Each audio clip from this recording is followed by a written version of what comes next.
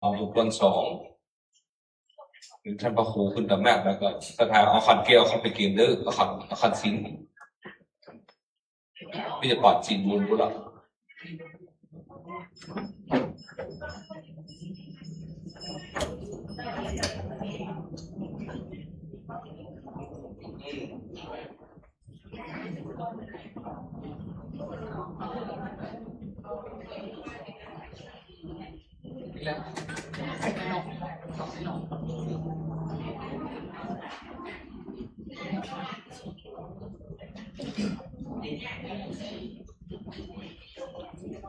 สถานเอากราบลงพร้อมกันนะครับ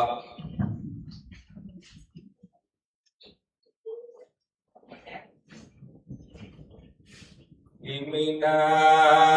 สังกาเลนะ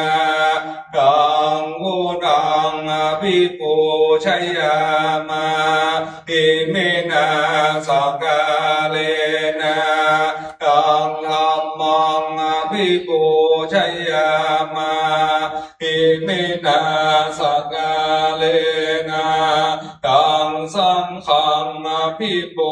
ชยามาอะระหังสัมมาสัมพุทโธภะคะวาพุทธังภะคะวันตังอภิวาเทสวากขาโตภะคะวะตาธัมโมธัมมังนัมมัสสามิสุปฏิปันโนภะคะวะโตสาวกสังโฆสังฆังนะมามายังพันเตติสาลาเนนะสหะปัญญาศิลานิยาจามาตุติยัมปิมายังพันเตติสาลาเนนะสหะปัญญาศิลานิยาจามาตติยัมปิมายังพันเตติสาลาเนนะสหะปัญญาศิลานิยาจามานะโมตัสสะภะคะวะโตอะระหะโตสัมมาสัมพุทธัสสะนะโมตัสสะภะคะวะโตอะระหะโตสัมมาสัมพุทธัสสะ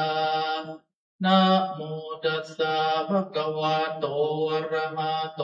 สัมมาสัมพุทธัสสะนะโมตัสสะภะคะวะโตอะระหะโตสัมมาสัมพุทธัสสะนะโมตัสสะภะคะวะโตอะระหะโตสัมมาสัมพุทธัสสะนะโมตัสสะภะคะวะโตอะระหะโตสัมมาสัมพุทธัสสะสรณังกัจฉามิพุทธังสรณังกัจฉามิธัมมังสรณังกัจฉามิธัมมังสรณังกัจฉา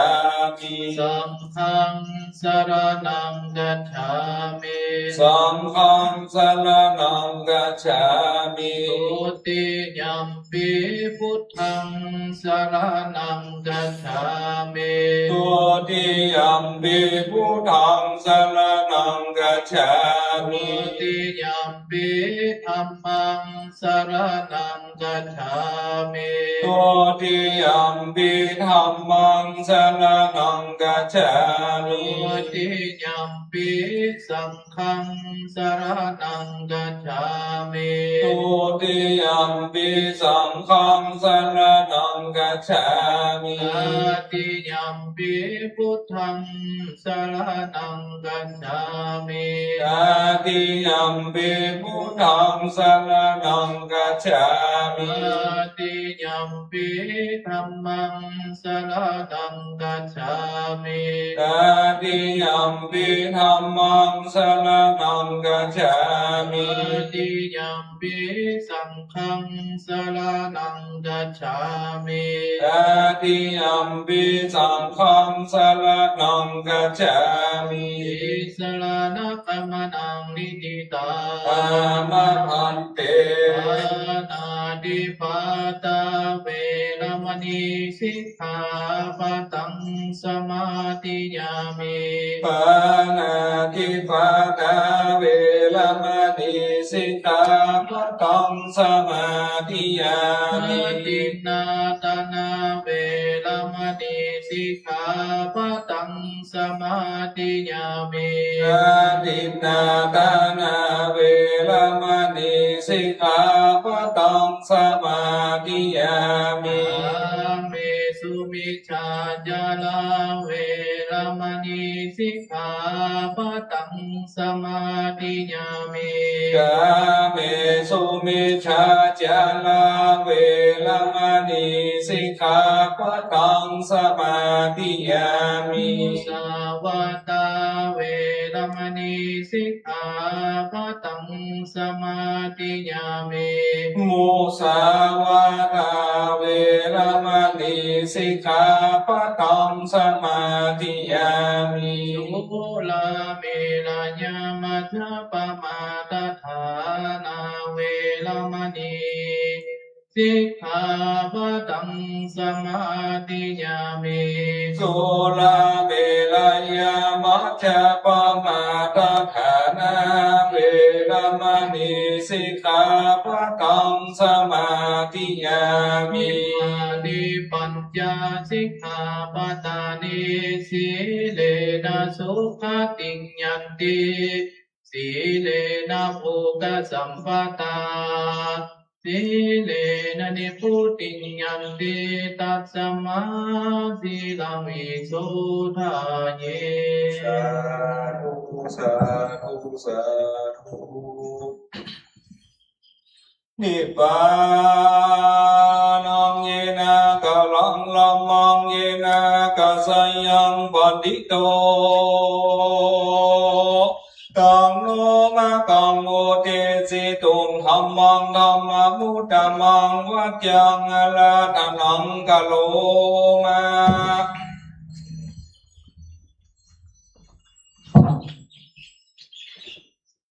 นะโม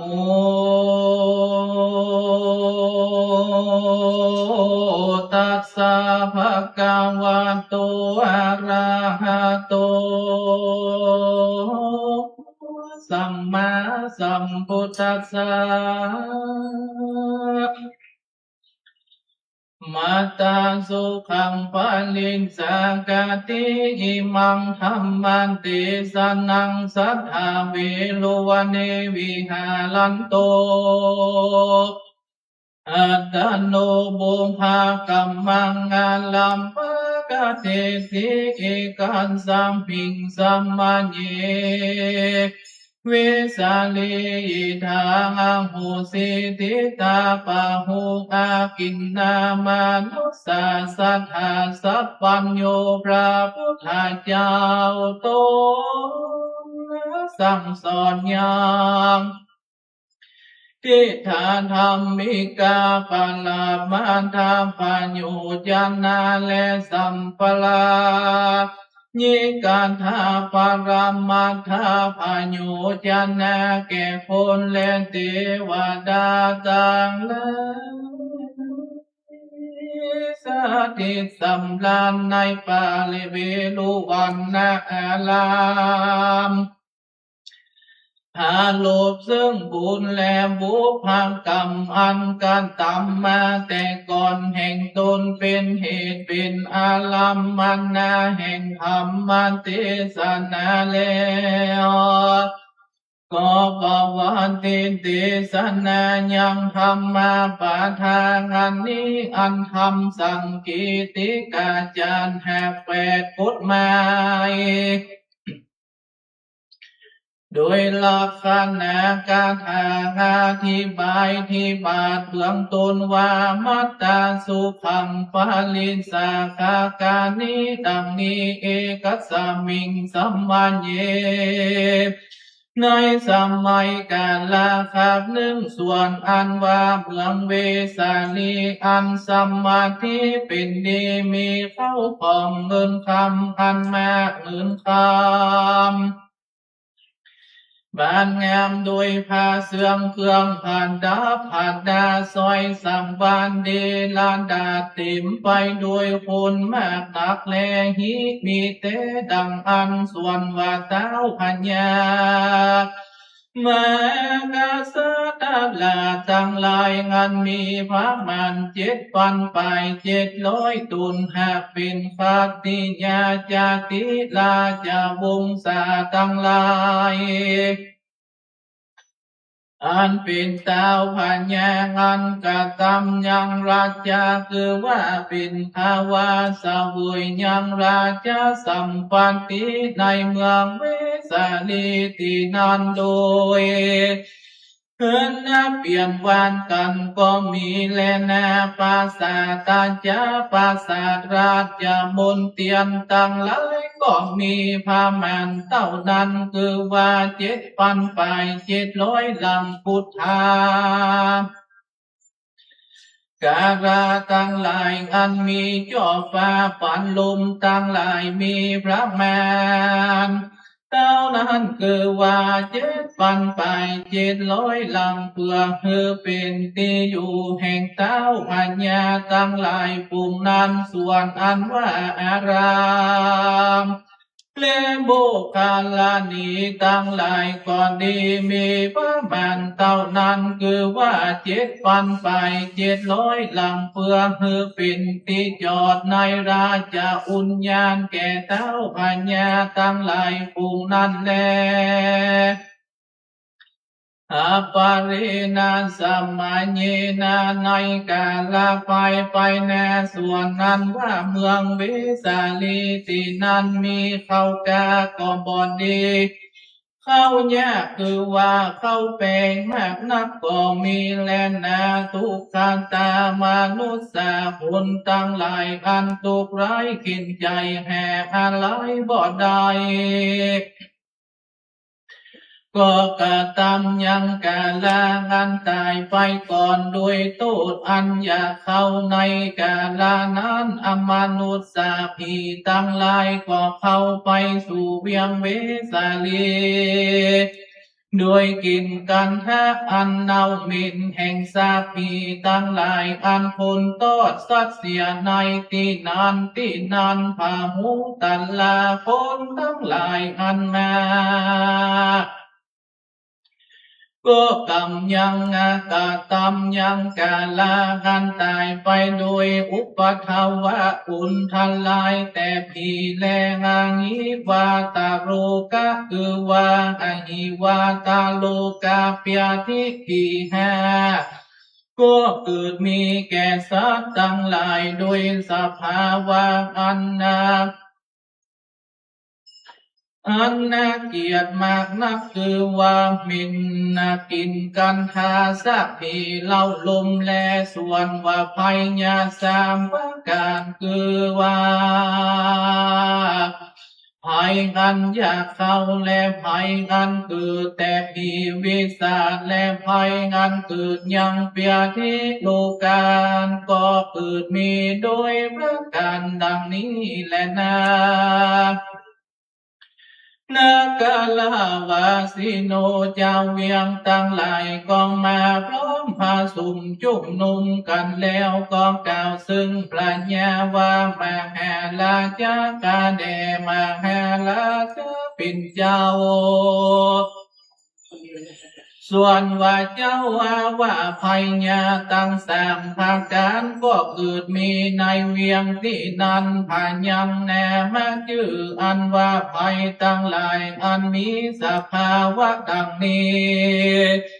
ก็บ่อ่อนเกิดมีเมื่อก่อนแต่นี้ทลาบต่อเต้าอันกับไปแห่งภาคุณพัญญาเจ็ดแล้วภัยตั้งหลายมีสภาวะดังนี้ก็เตียนย่อมเกิดมี ในกาลาแห่งเต้าปัญญาตั้งหลายอันบอดยอประกอบไปด้วยธรรมลาจะสันทานคาเรสัพพังสันนิปตังกาเรตวาปัญญาหือกะตำยังอันพระสุมจุมนุมมายังเจ้าเวียงตังวันในสันทานการกามในสันทาการสะแนมลวงแล้วก็กล่าวว่าอามอาธรรมิกาภาวะบ่ภาปอบปัจจอบด้วยธรรมแห่งพระองค์เราพีและมีพิและมีดังอันท่านตั้งหลายจุงปิจารณาดูยังกรรมอันนั้นแด่เตเวสาลีวาสิโนคนตั้งหลายงั้นอยู่ในเวียงเวสาลีงานปิจารณาดูยังพระเวณีสืบสายราชวัตรตั้งมวลก็บอกหันยังตูดอันใดหน่อยนึงมากว่าตั้งมวลแห่งเต้าปัญญาแล้วกล่าวว่ามหาลาจะกาเดมาลาจะเป็นเจ้าตูดแห่งมหาลาจะเป็นเจ้าบ่มีแล้วว่าอันแล้วก็มันตนาจากันว่าภัยอันนี้เพิ่งถึงยังอันละงับดับเสียแก่เราตั้งหลายโดยประการดังลืออันจาตัทธาลำคุณตั้งหลายฝูงนั้นเมื่อกำมันคุณตั้งหลายฝูงนั้นลางท้องกาวว่าปิญญาหันเราตั้งหลายกะตำยังมังกะลาเพื่อหุ่นไว้ยังเตปันไทยแอลักเสือเมืองโดยปลีกัมพูจาตึกสัพพะปิปิทิงกัตวาคนตั้งหลายกะตำ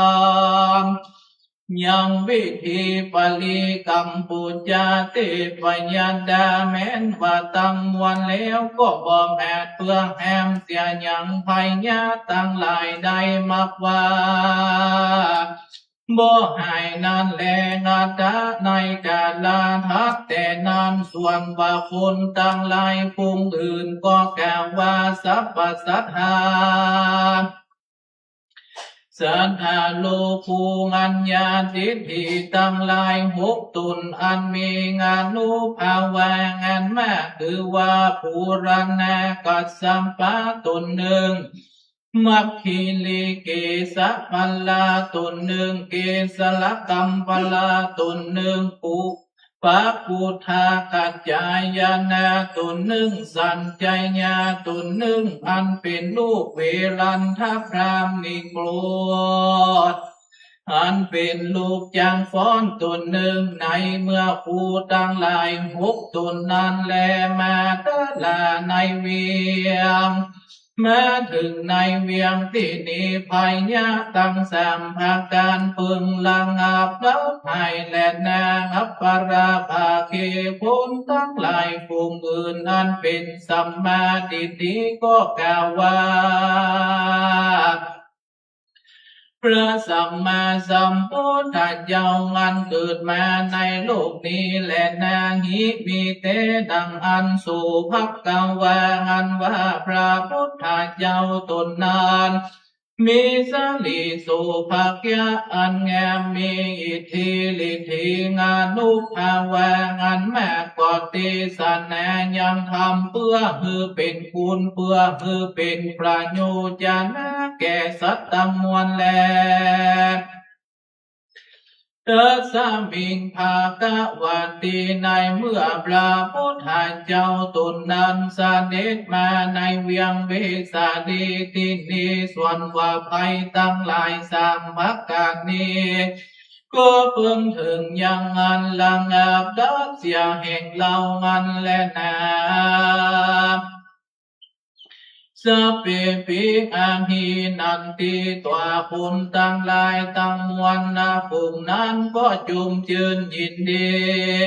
ซึ่งกรรมมันปุ่นต่างหลายฝูงกล่าวนั้นแล้วก็กล่าวว่าพระพุทธเจ้าแห่งเราตนนั้นก็อยู่ในที่ใดในกาล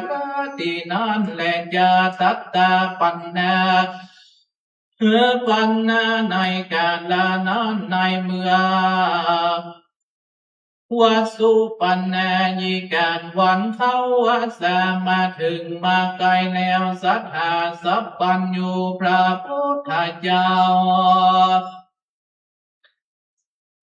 ยังปฏิญญาณปรัญญาปิมปิสารแล้วก็อยู่ในป่าเวลุวันนะอาลามเตนะปนาสมัยเยในกาลนั้นส่วนอันว่า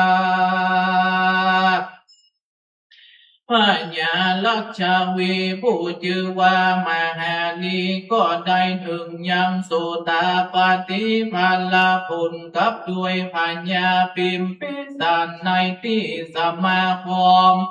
พระสุมจุมนุมแห่งปิมพิสารปาลิสาก็นั่งอยู่ในปาลิสาอันนั้นแล้วก็เวสาลิวาสิโนคนต่างหลายงั้นอยู่ในเวียงเวสาลีตกแต่งยังปันนาการแก่พญาปิมพิสารอันนับให้แล้ว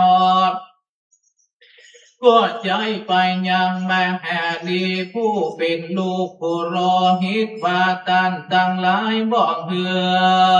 ปิมพิสารมหากษัตริย์เจ้าว่าตนนั้นรู้แล้วจุงนำเอามายังพระพุทธเจ้าแม้ในเวียงเวสาลีที่นิเตเตกันตัวปุญใจตั้งหลายภูมินั้นไปแล้วถวายยังปันนาการฟองฝากแก่พญาปิมพิสารบอกยังเหตุประวัติข่าวสารอันนั้นแล้วก็ขอว่ามังแหลาจะปิดเจ้าขอมาแห่ราชาปิดเจ้าจุงคือพระพุทธเจ้าไปถึงยังเมืองแห่งผู้ฆ่าตามหลายแด่ตือราชาพญาพิมพิสารก็บ่รับเอาว่าตาตั้งหลายสิ่งเดียวจุงรู้ตือว่าอันแลนาเตภวกันตวาเตภะกะวันตังอุปาสังกามิตวาคนใจตั้งหลายผู้นั้นเข้าไปไว้พระพุทธเจ้าแล้วก็ขอราธนานิมนต์วามพันเตภะกะวาเดสัพปัญโยพระพุทธเจ้าส่วนว่าภัยญาตั้งหลายตั้งสามภาการก็เกิดในเมืองเมสาลีตุมเฮสุในเมื่อพระพุทธเจ้าเสด็จไปสู่สวนอุญญาณแล้วส่วนอันว่าภัยญาตั้งหลายสามประการนั้นก็จากระงับกับเลนะพันติภควายิ่งสัพพัญญูพระพุทธเจ้าควรพระพุทธเจ้าเสด็จมาถึงเราทั้งหลายก่อนจะไปเลนะสัทธาสัพพัญญูพระพุทธเจ้าได้ยินยังกำแห่งบุญใจตั้งหลายผู้นั้นว่าสันนั้นแล้วอาวาจานาลำพึงรู้ในเมืองในเมืองตานาสูตรรัตนาสูตรอันพระสันทาสัพพัญญูพระพุทธเจ้าเทศนาไว้ในเวียงเวสาลีสารักขาอันว่าปาริตางานรักษาคือรัตนสูตรก็จักแผ่หลอดไปยังแสนโกฏจักรวาลแล้ว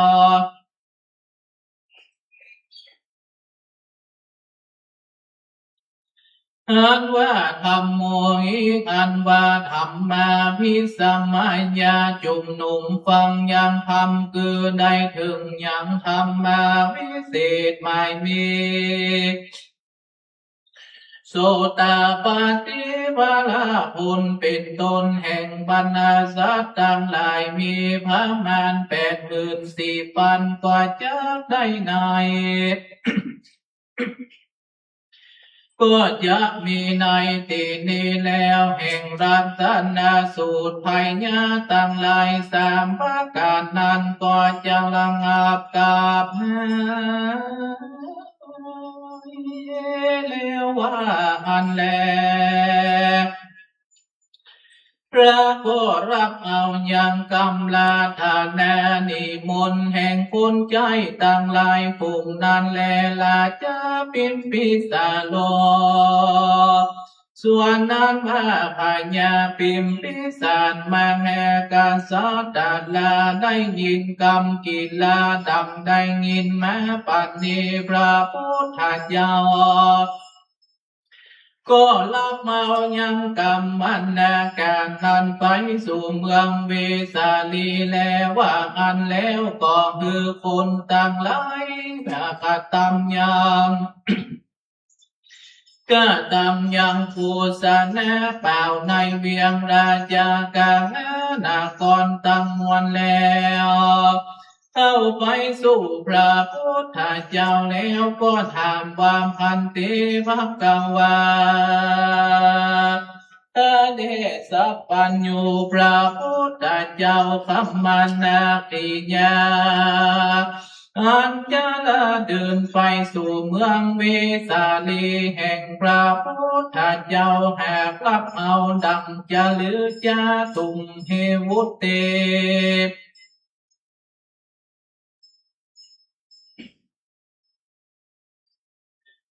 ในเมื่อกรรมมันพระพุทธเจ้ากล่าวว่าอัมมา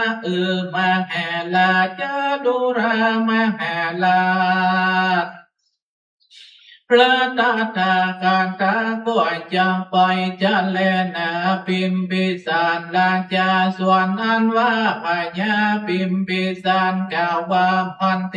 วกาวาข้าแห่งพระพุทธเจ้าพี่และพี่ว่ามีดังพันนันพระพุทธเจ้าจุมย้ำก่อนเตือตุคาต่างหลายก็จากตกแต่งแปลงยังหนต่างก่อนแล้วว่าหันแล้วก็คือคนกะตั้งยังภูมิภากะแผ่นดินละเปียงเลียงงามเสมอยังคานงามมาไก่พระมารวัตีในอยู่สี่โยจานา40,000ว่ามีในละแวกเบียงราชากาณากรและแม่กุมกาแล้วก็ตั้งไว้ยังในโยจานะหนึ่งแล้วก็คือคุณไปบอก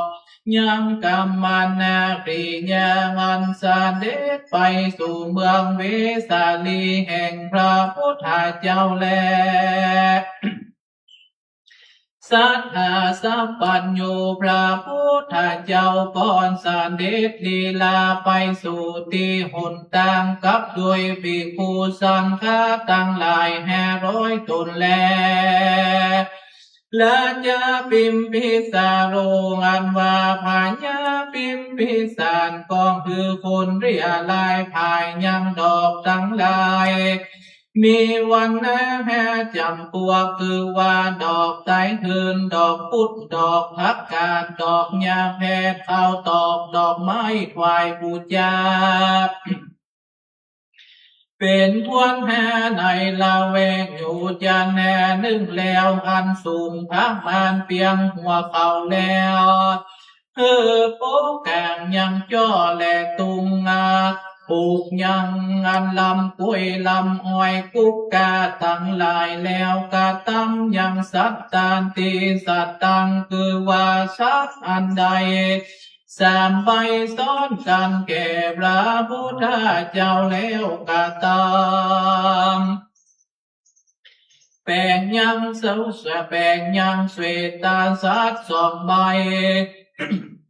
ซ้อนกันแก่หับกากีนาสวากาเจ้าตั้งลายสองจานตั้งสองและคือกลางยังเศษตาสัตอันลำไปละใบแก่เจ้าพิกูสังฆาตั้งหลายละตุนปาสาปาลิวาโรปัญญาปิมปิสันกับด้วยปาริวานันกาตำยังอันปูจาด้วยสิ่งเครื่องเยื่องปูจา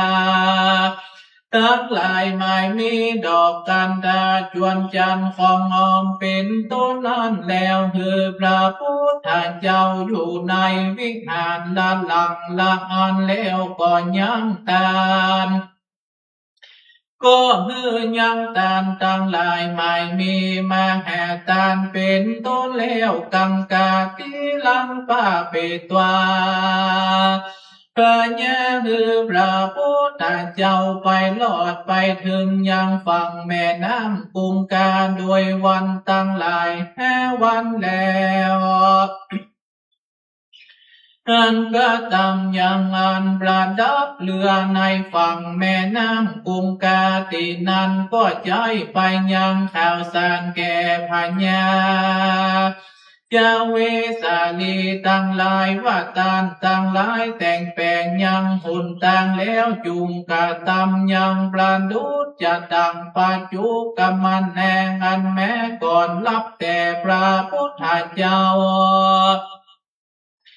เตลาจานุปัญญาเจ้าเวสาลีตั้งหลายตั้งมวลฝูงนั้นก็จะกะตำยังอันไปตอนไปลับแก่พระพุทธเจ้าแล้วเจ้ากล่าวว่าเราทั้งหลายก็จะกะตำยังปูจาสองเต้าเจ้าเวียงราชกังหนากรตินิวาหันแล้ว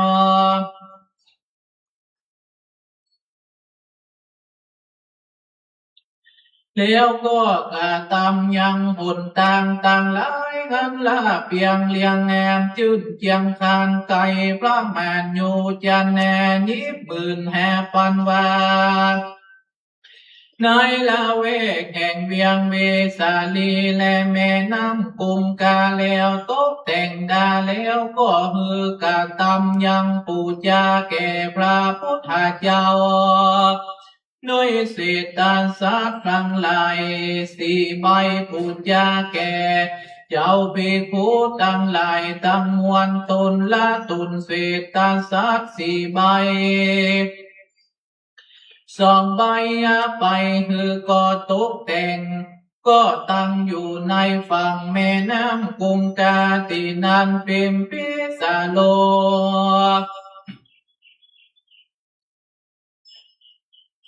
เสโลเตนาวาสังฆาติปันกิตวาพัญญาปิมพิสารคือผูกขาดยังคาแนนเรือตั้งสี่เล่มกับกันแล้วคือแปลงยังบรรดาปาไปบนพักคันแนนเรือแล้ว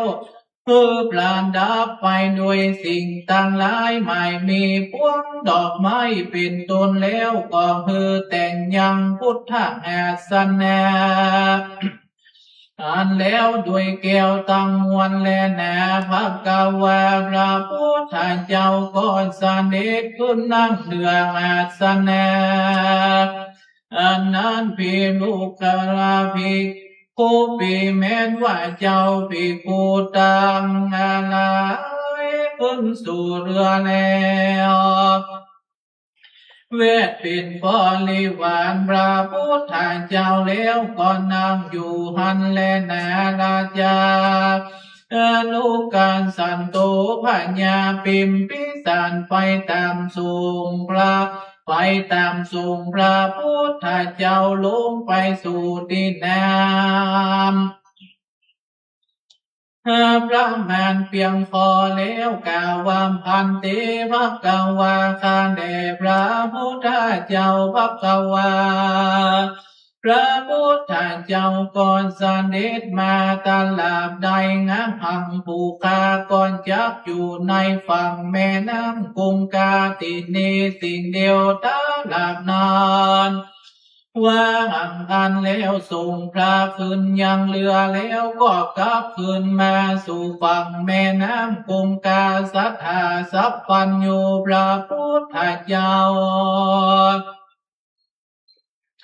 ไปด้วยแม่น้ำกุงกาอันไก่มีประมาณว่าโยจนา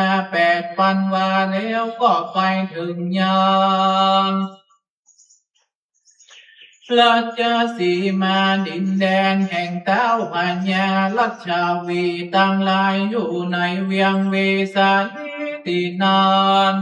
พระเจ้าวีลาจานุเท้าพญาเจ้าลัชาวีตั้งหลายไปต้อนไปรับยังพระพุทธเจ้าลงไปสู่น้ำกุงกาพระมานเพียงพอแล้วนำเอายังขนานเรือมาสู่ยังฝั่งกุงกาแล้วก็คือพระพุทธเจ้าเสด็จลงจากขนานเรือแล้วสถานีในเมืองพระพุทธเจ้าเสด็จลงจากขนานเรือแล้วดังอันมาตลาก้มเพียบยำมาก้มมาเพียบย่ำยังฟังสิ่งเดียวส่วนอันว่ามาแห่เมฆแห่ฝุ่นขึ้นแล้วก็ตกลงเป็นแห่ฝุ่นโบกคาลาพัดส่วนอันว่าน้ำตั้งหลายมีประมาณเพียงหัวเขาเก้าเขาเพียงแงวเป็นต้นก็ไหลไปในที่ตั้งมวลก็พัดยังสักปีตั้งหลายเข้าไปสู่แม่น้ำกุงกาเสียงภูมิปฏิตั้งมวลปฏิสุทธิบริสุทธิ์บัวละมวลดีงามบ่มีมันละมนตินก็มีแลนาละเจ้าวีลาจาโนเท้าพญาราชาวีตั้งหลายคือพระพุทธเจ้าอยู่ในยุจันนาแล้วก็คือตานตั้งหลายไม่มีแม้แห่ตานเป็นต้นแล้วก็กาตำยังสักการะปูจาสองเต้าเจ้าเวียงราชกานากรก็นำแม่ยังพระพุทธเจ้าไปสู่ยังเวียงเวสาลีน้อยกาลางานแนนประมาณ3 วันแล้ว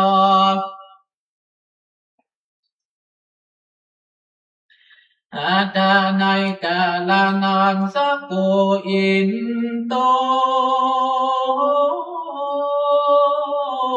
ปัญญางินตาดิลาตุนเป็นเจ้าแก่เทวดามีมูเตปัญญาดาแวดปินบอนิวานก็ลีลาลงมาแล้วงามมนุษย์สาพีตั้งหลายก็หนีไปมากนับโดยงานุภาวางอันพระสุมจุมนุมแห่งเทพยดาตั้งหลายอันมีฤทธิงานุภาวางอันมากนักแลสัทธาสายังนาคาลาตัวเลตัตตัวสัพพัญโยพระพุทธเจ้าตั้งอยู่ในประตูเวียงในสนามคำแล้วก็มันตานาเจียนจาซึ่งถึงซึ่งยังเจ้าอานันตเทลาว่าอานันตดูกาลาอานันตท่านจุงเรียนเอายังดันตันนาสูตรนั้นนี้แล้วแลสันเดชไปสาลาเดินไปกับด้วยลาจาปุมานเจ้ารัชเจ้าวีตั้งหลายจุงกะตำยังปลิตาสวัสดยังรัตนาสูตรในละแวกแห่งพระการ3 จันแห่งเวียงเวสาลีนี้แด่เตอทีโล สัทธาราตินังรัตนาสุตังบุกังหิตวาแม่แห่งอนันตทินเจ้าพระเมายังรัตนาสูตรนั้นพระพุทธเจ้าแห่ถือเอายังแนมบาทหนึ่งแล้วโดยแก้วแห่งพระพุทธเจ้าแล้วก็ตั้งอยู่ในประตูเวียงวัจจาลาล่ำเปิงถึงยังพุทธคุณตั้งหลายภูมินี้แม้นว่าตั้งมวลติงสาปาลมีอยู่คือว่าปาลมี30ตัตตานะปาลมีแถม10ตัตตานารูปปาลมีแถม10ตัตตานาปรมัตถปาลมีแถม10ตัตตังเลแต่งันตาลตังภาคนา เป็นพระพุทธเจ้าปัญจมหาปาลิจาเกหือปาลิจาคะใหญ่แห่พระการคือว่าทันนาปาลิจาคะสลาเข้าของเงินคำปินตาอังกาปาลิจาคาสละยังอังกากินเลือดอุตาเป็นตาลชีวิตตาปาลิจาคาสละชีวิตเป็นตาลพุทธาปริจาคะสละลูกและยุกยิงลูกชายเป็นตาลภาลิญาปาลิจาคาสละยังเมียรักเป็นตาลติดสุจาริญาคือว่าจาริญาสามปะการโลกัตถาจาริญางันกตัมหือจำเลยแก่สัตตโลกทั้งหลายตัทธาจาริญาญาตตาจาริญากตัมมือเป็นคุณเป็นประโยชนะแก่ญาติพี่น้องเผ่าพันธุ์วงศาพุทธทาจาริญากตัมเปลี่ยนเพื่อเพื่อเป็นสัพพัญญูพระพุทธเจ้าภากาวาภังกาวันติเพื่อเพื่อยามปฏิสันธิกำเนิดเกิดในต้องในภาวะอันสุดอันซ้อยจากติคือพาสูดออกจากต้องเมฆาพินิกรรมานังเกิงอันนอกบวชเป็นใหญ่ปาลานธา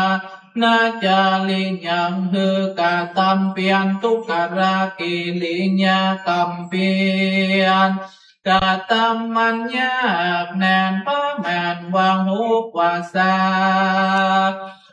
พระจุนแปรยังแมนแห่จำพวกเสือเต้นแก้วตีไก่ก้าวไม้สาลีมาแห่โพธิสัพพัญญูตัญญาณปาติเวทังใดตระทัญญาสัพพัญญูเป็นพระนาวาโลกุตลธรรมเจ้าเก่าพระการ10กับตังคาปาริญญาติธรรมแล้วเข้าไปสู่เวียงอันกาตัมยังปาลิตาสวาดยังรัตนาสูตรในละเวกวางประการกำเป็น3 จันเสียงคืน3 คืน3 ยามแล้วปาธรรมยามตุติยาปาธรรมยามมาสีมายามปัจฉิมมายามก็จะลาเดินไปแล้วส่วนวันแนมอันแม่แห่งอนันตถิ่นเจ้าหากพระพายขึ้นไปบนมีนิมิตตาลาอันกล่าวว่ายังกินจีสิ่งเดียวก่อนตกลงไปบนเนื้อแห่งพีแห่ตั้งลายและส่วนอันว่าต่อมน้ำตั้งลายขึ้นไปในอากาศก็ตกลงไปบนแห่งตก ไปบุญแห่งตนคนต่างหลายงานเป็นเปียที่เป็นประโดดจะดังแผ่นเงินอันตั้งเลขแต่ว่าตั้งแต่กัดหาทวนสามวันยำบุตรเศรษฐนานมนุษย์สาอันว่าคุณต่างหลายงานเป็นเปียที่ลังอาบดับหายไปในกาลานั้นสิ่งเดียวลุกแล้วลุกแล้วก็ไปเดินไปรอดตุกที่ตุกต่างแล้วก็เวทน้อมเป็นบริวารแม่แห่งอนันตถิ่นเจ้า มนุษย์สร้างอันว่าผีหาตั้งหลายกูผีหาตั้งหลายงานถูกต้องด้วยต่อมแนมตั้งหลายตั้งเลขแต่งานโบสการหาแม่แห่นันตถิ่นเจ้าแห่งกาวว่ายังกินที่นั้น อันแน่สลายซึ่งที่ตั้งหลาย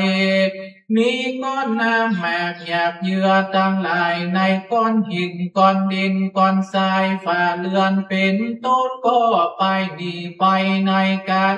เมื่อก่อนก็ไปดีไปนี่โดยประตูเวียงและนาส่วนว่าประตูเวียงทั้งหลายก็มีโอกาสมากนักว่าก็พอเป็นที่ออกนี่เต็มเสียก็มีแลเตตังโอกาสังอรหันตังผีตั้งหลายฝูงนั้นก็บ่ได้ยังโอกาสนั้นจะออกแม้ยังประการกำแพงเวียงแล้วก็ออกหนีไปแล้วส่วนว่าแม่แห่จนคนตั้งหลายอันมากตานตั้งหลายอันมากตายังสันทาการาสาแนมลวงอันมีในตั้งการเวียงด้วยกันดาจวนจันฟองหอมตั้งมวลแล้วผู้ยังปีจิงอาดาษอันประจิตไปโดยดาวคำเป็นตนไปบนแล้วตั้งใบยังพุทธาสแนก็นำมายังพระพุทธเจ้าและสัพพัญญูพระพุทธเจ้าก็นั่งอยู่เนืองอาสนะอันคนต่างหลายห้ามตกแต่งไว้นั่นแลภิกขุสังโฆภิกแม่นว่าภิกขุสังฆาทั้งหลายหมู่เต้าพญาเจ้าละเจ้าวีไวพระพุทธเจ้าแล้วก็นั่งอยู่หันแลสักกปีแม่นว่าพญางินตาทิลาจันเจ้าตนเป็นพระญาเทพยดางันมีหมู่เทพดาเวทเป็นบริวารก็ตั้งอยู่ในที่ควรแลเทโลแม้นว่าแม่แห่งอนันตถิ่นเจ้าจะลาเดิ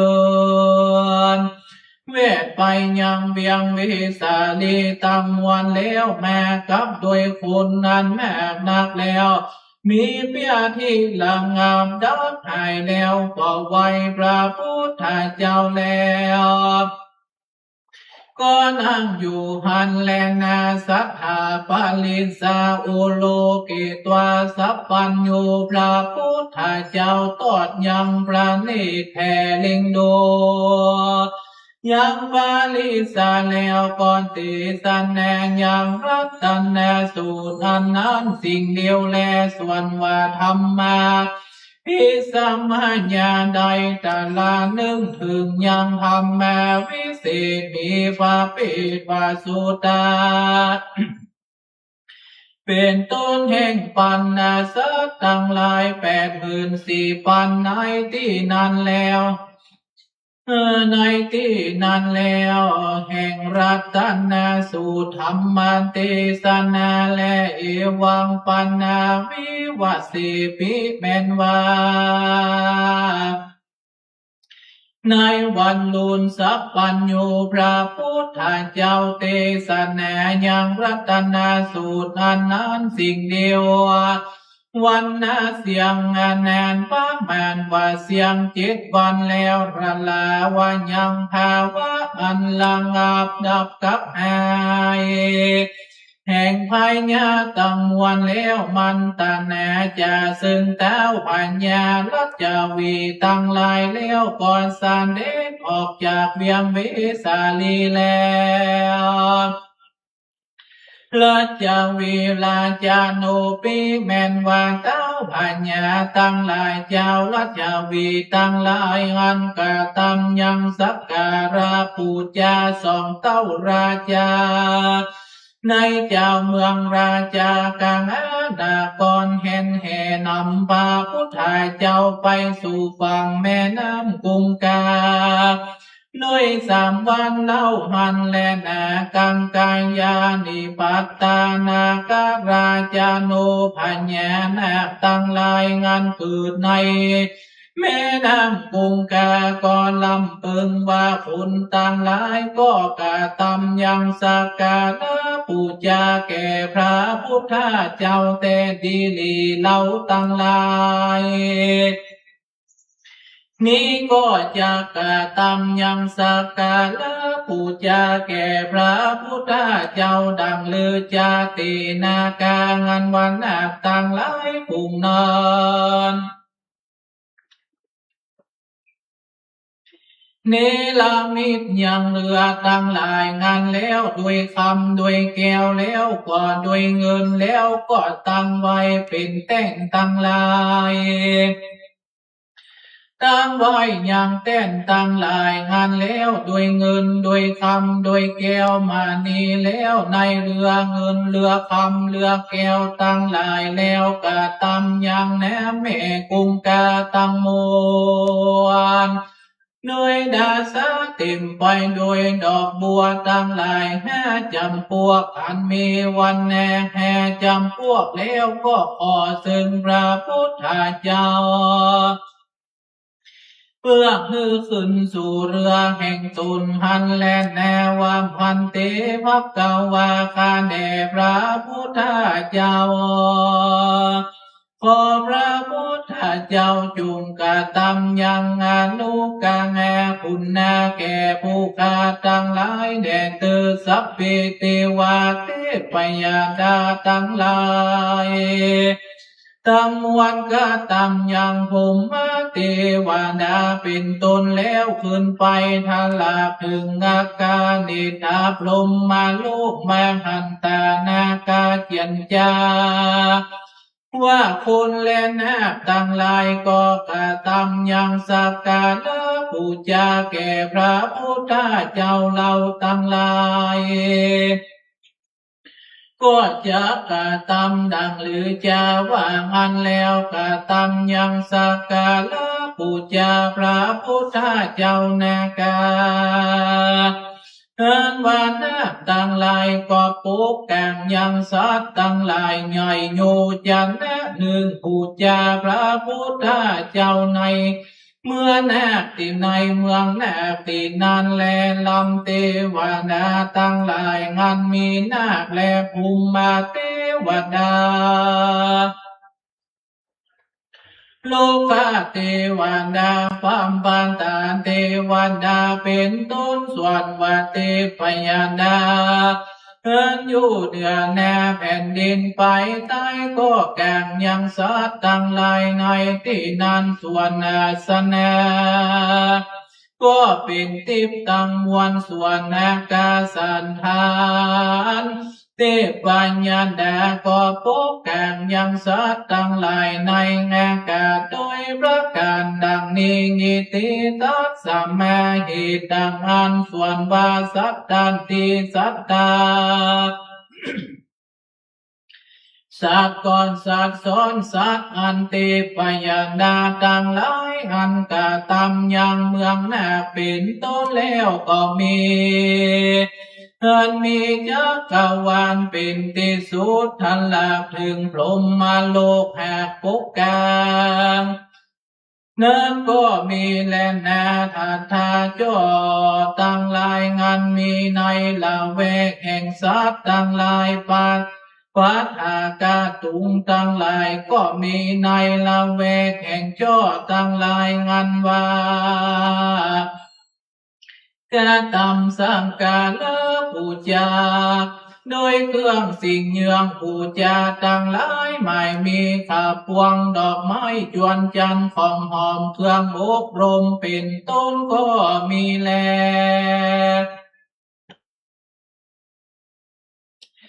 ในละเวกแห่งสัตว์ตั้งหลายภูมินั้นแลเทวบุตตาเทวบุตรเทวดาตั้งหลายงานประดับผ่านดานด้วยทิพย์ปาหาลังการตั้งมวลถือเอายังเป็ดอันเล่นมาหูสลบแล้วก็ขับเสียงใหญ่ขับเสียงน้อยอ่อนห้อยเอาใจทิพย์ปาลาบำก็จะละเดิน ไปในอากาศกีฬาได้ยินมาส่วนอันว่าสมาคมประสุมจุมนุมปางใหญ่ก็มีสามตีสิ่งเดียวในคือว่ายามากะปาติหาลิญาสมาคมปางหนึ่งเตโวโลหะนะสมาคมพระพุทธเจ้าลงมาจากจันทร์ฟ้าปางหนึ่งกังกาโลหะนะสมาคมนี้ปากหนึ่งแลส่วนอันว่าพญาปิมปิสารก่อนตอดประเนตรเด่งดูยังงากะมานากิญางันจักมาแห่งพระพุทธเจ้างันเต้าพญาเจ้าลัดเจ้าบีตั้งลายตกแต่งยังเครื่องสักการะปูจาสองเต้าแล้วหากกะตำสักกะลาปูจาก็ตั้งอยู่ในฝั่งปุงกากำนาสัทธาสัพพัญญูพระพุทธเจ้าเล็งดูยังปาลิจากะอันนักใหญ่แห่งเต้าพญาตั้งหลายในฝั่งตั้งสองแห่งแม่น้ำกุงกาแล้วตราหนึ่งปลูยังอัจฉญาสัญญาแห่งเทพยันดาตั้งหลายมีนาคเป็นตุนแล้วก็เนลามิตยังพุทธารูปดีมิตรรูปละตนมีภิกขุ500 ตนเป็นบริวารนั่งอยู่เรือ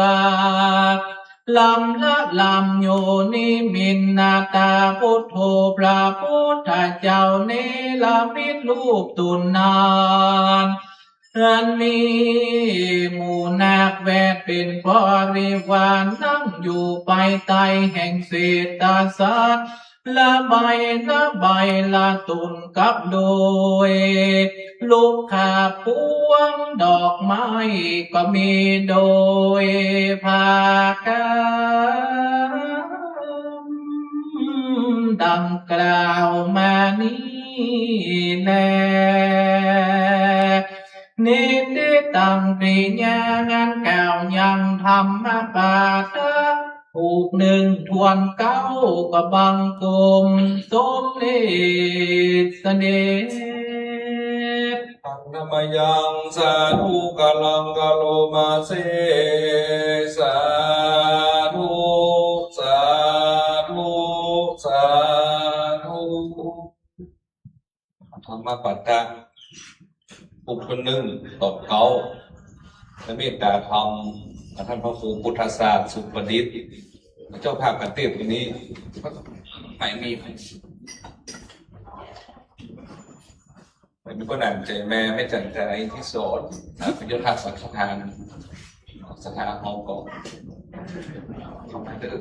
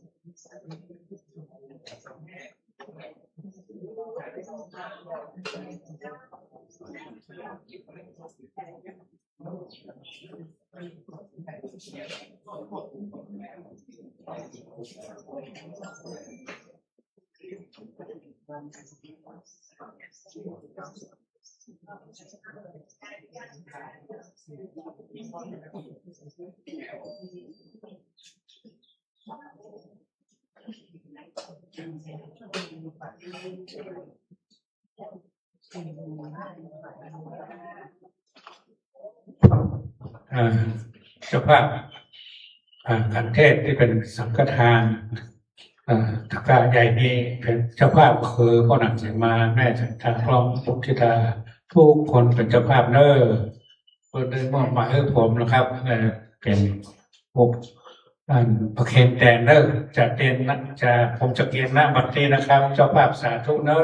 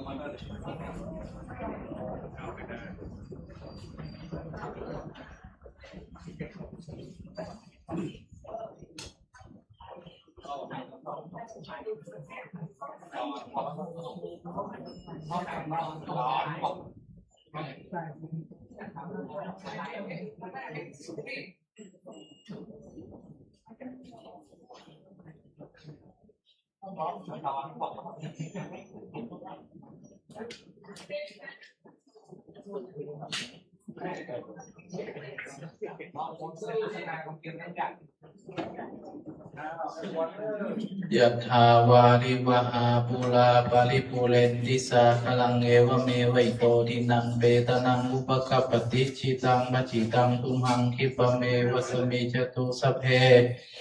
ปุเรนตุสังฆปาจันโทปนะละโสยะถามณิโชติละโสยะถาปัตติหมายมีเจ้าสมณสัทธาพระเดชพระคุณหลวงพ่อพระเจ้าคุณพระสุวรรณเมธีเจ้ารามาธิปติ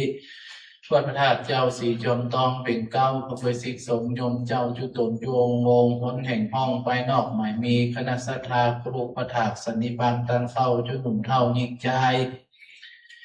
ตั้งวันตกวันออกขอบใต้และคนเหนือและหมายมีคณะสัทธาเจ้าภาพสังฆทานกันเทศเข้าใจมาแม่จันตาอินทิสอนพบด้วยลูกหลานผู้คนและหมายมีคณะสัทธาจุคนที่ได้บูชาพระธรรมเทศนากันเทศที่ได้เอ่ยนามก็ดีบ่เอ่ยนามก็ดีและนึกคิดอยู่ในใจก็ดีได้สนองพงฟ้าตกแต่งเป็นอ้อมน้อมนำมายังขีญาบูชาพระธรรมเทศนาธรรมปาตะถูกนี้อุทิศสักบุญกุศลคือกับตนตัวจุ่มเปิกปักพ้นเสียยังข้อปีข้อเดือนข้อวันข้อยามมีจบปีจบเดือนจบวันจบยามและภายแผ่กุศลสมบุญตานั่นเองไปหายังผีตายเก่าน่องเมินเจ็ดขับปูนเป็นเก้าเจ็ดขับปูนเป็นแดนแสนเจ็ดขับปูนเป็นขนาดในที่กาไตกากุศลนำปลาไปจุจอดหลอดเติงตานไปหลอดมาเจ้าจะเป็นข้องายไปหลอดมาควายกับแฟนแผ่นเสื้อแผ่นผ้าไปหลอดมาโดนขุนลาเป็นเข้าติบนำติบ10ประการเครื่องอลังการกับตนตัวนะจุ่มจะมีเที่ยงแต่ดีลีสัปปีติโยวิวัชชันตุสัพพโลโกวินาศตุมาเตภวัตวันตรายโยสุขีติกายุโกภวะพิวาทนาสิริสนิจังวุธาปัจจายโนจตารโลธรรมาวทันตินายุวันโนสาธุสาธุสาธุสิcon chắc tiền từ đó sẽ cả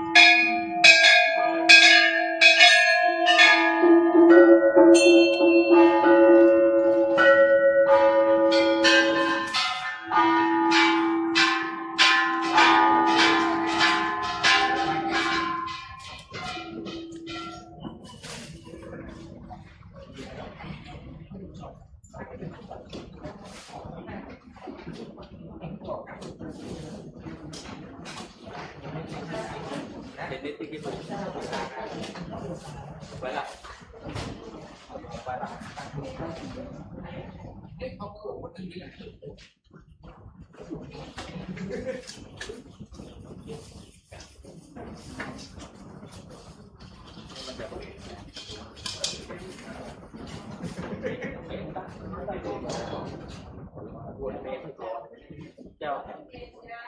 เจ้าถึง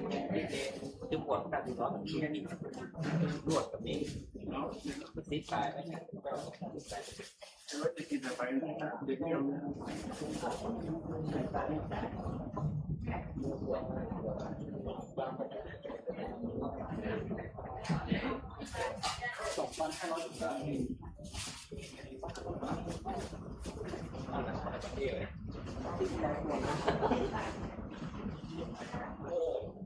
ตอนบ้านนอนทั้งนั้นมีเลยนะ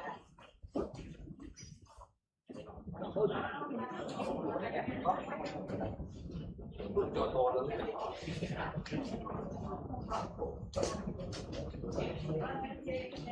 กับขอการรัตนานิมนต์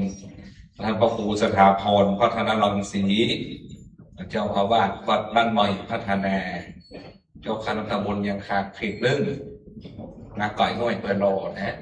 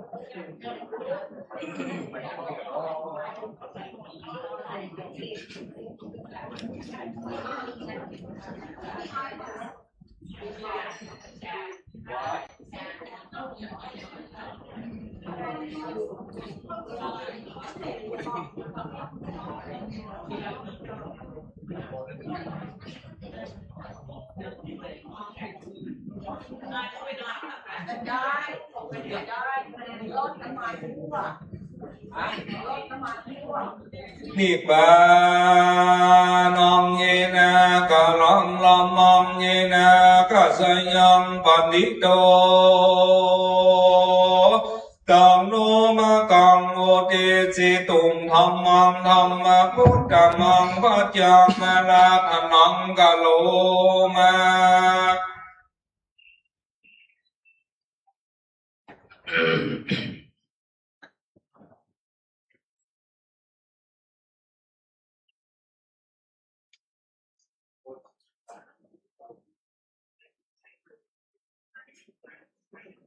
ต่อไปนี้จะเชิญศรัทธาเราทุกท่านได้ตั้งอกตั้งใจสดับรับฟังพระธรรมเทศนาตะปุกทนสองเลิกแบบวันนี้ตรงกับเดือน10เหลือแห่ง8 ค่ำทำประจำศีลแบบวัดสายเนาะเชิญทุกท่านได้ตั้งอกตั้งใจสดับรับฟังพร้อมกันณบัดนี้เด้อ นะโมตัสสะภะคะวะโตอะระหะโตสัมมาสัมพุทธัสสะสัทธะโมดุลลาสัมปุริสัตทั้งหลายทั้งยิ่งใจมวลหมู่อันพร้อมอยู่ได้ฟังจงจักกังโสตศาสตร์ผู้ได้ฟังยังธรรมเทศนาปาตะผูกทนสองลำดับไปนาบาดนี้เดนาภูมิทากะเทวตาติสุปาติสัมติตั้งหลายอันมีที่ภูมิเทวตาเป็นตนสัพพัญญูพระพุทธเจ้าก็เนรมิตยัง พระพุทธเจ้านิมิตรูปตนและตนอันเป็นกับโดยปาฏิปันในที่และอันและอันเอกุสัมโฆส่วนมโหสโลกอันหนึ่งก็เกิดมีในต้องจักกังวันตังวันเป็นพระดุจตังมโหโสปันหนึ่งอันเดียวโดยพระการดังนี้และสัพพัญญูพระพุทธเจ้าอันจักกตามยังอนุกาหาคุณนาแก่นาคตั้งหลายก็สันเดชขึ้นสู่เรือแก้วเด่มหนึ่งแล้วแม้ว่าภิกขุและตนก็ขึ้นที่เรือและเล่มแล้วนาคราชโนพญานาคตั้งหลายก็นำยังเรือภิกขุสังฆาอันมีพระพุทธเจ้าเป็นประธานเข้าไปในเมืองนาคแล้วก็ฟังยังธรรมเทศนาในสำนักแห่งพระพุทธเจ้าเสียงคือหนึ่งตั้งมวลแล้วก็อังคาดยังที่โกสังฆาอันมีพระพุทธเจ้าเป็นประธานโดยของอันควันเกี้ยวควันกินอันเป็นทิพย์ในวันพ้นส่องแดศรัทธาโนโมตัมมานังกัตวาสัพพัญญูพระพุทธเจ้ากัตตัมยังหัตถาโนโมทันนาแก่นาคตั้งใดแล้วก็สันเสด็จออกมาจากเมืองนาคแล้วอันเทพดาตั้งหลายอันอยู่ในจักรวาลตั้งมวลหากปูจาก็ข้างยังไม่นานคงกาโดยเรือตั้งได้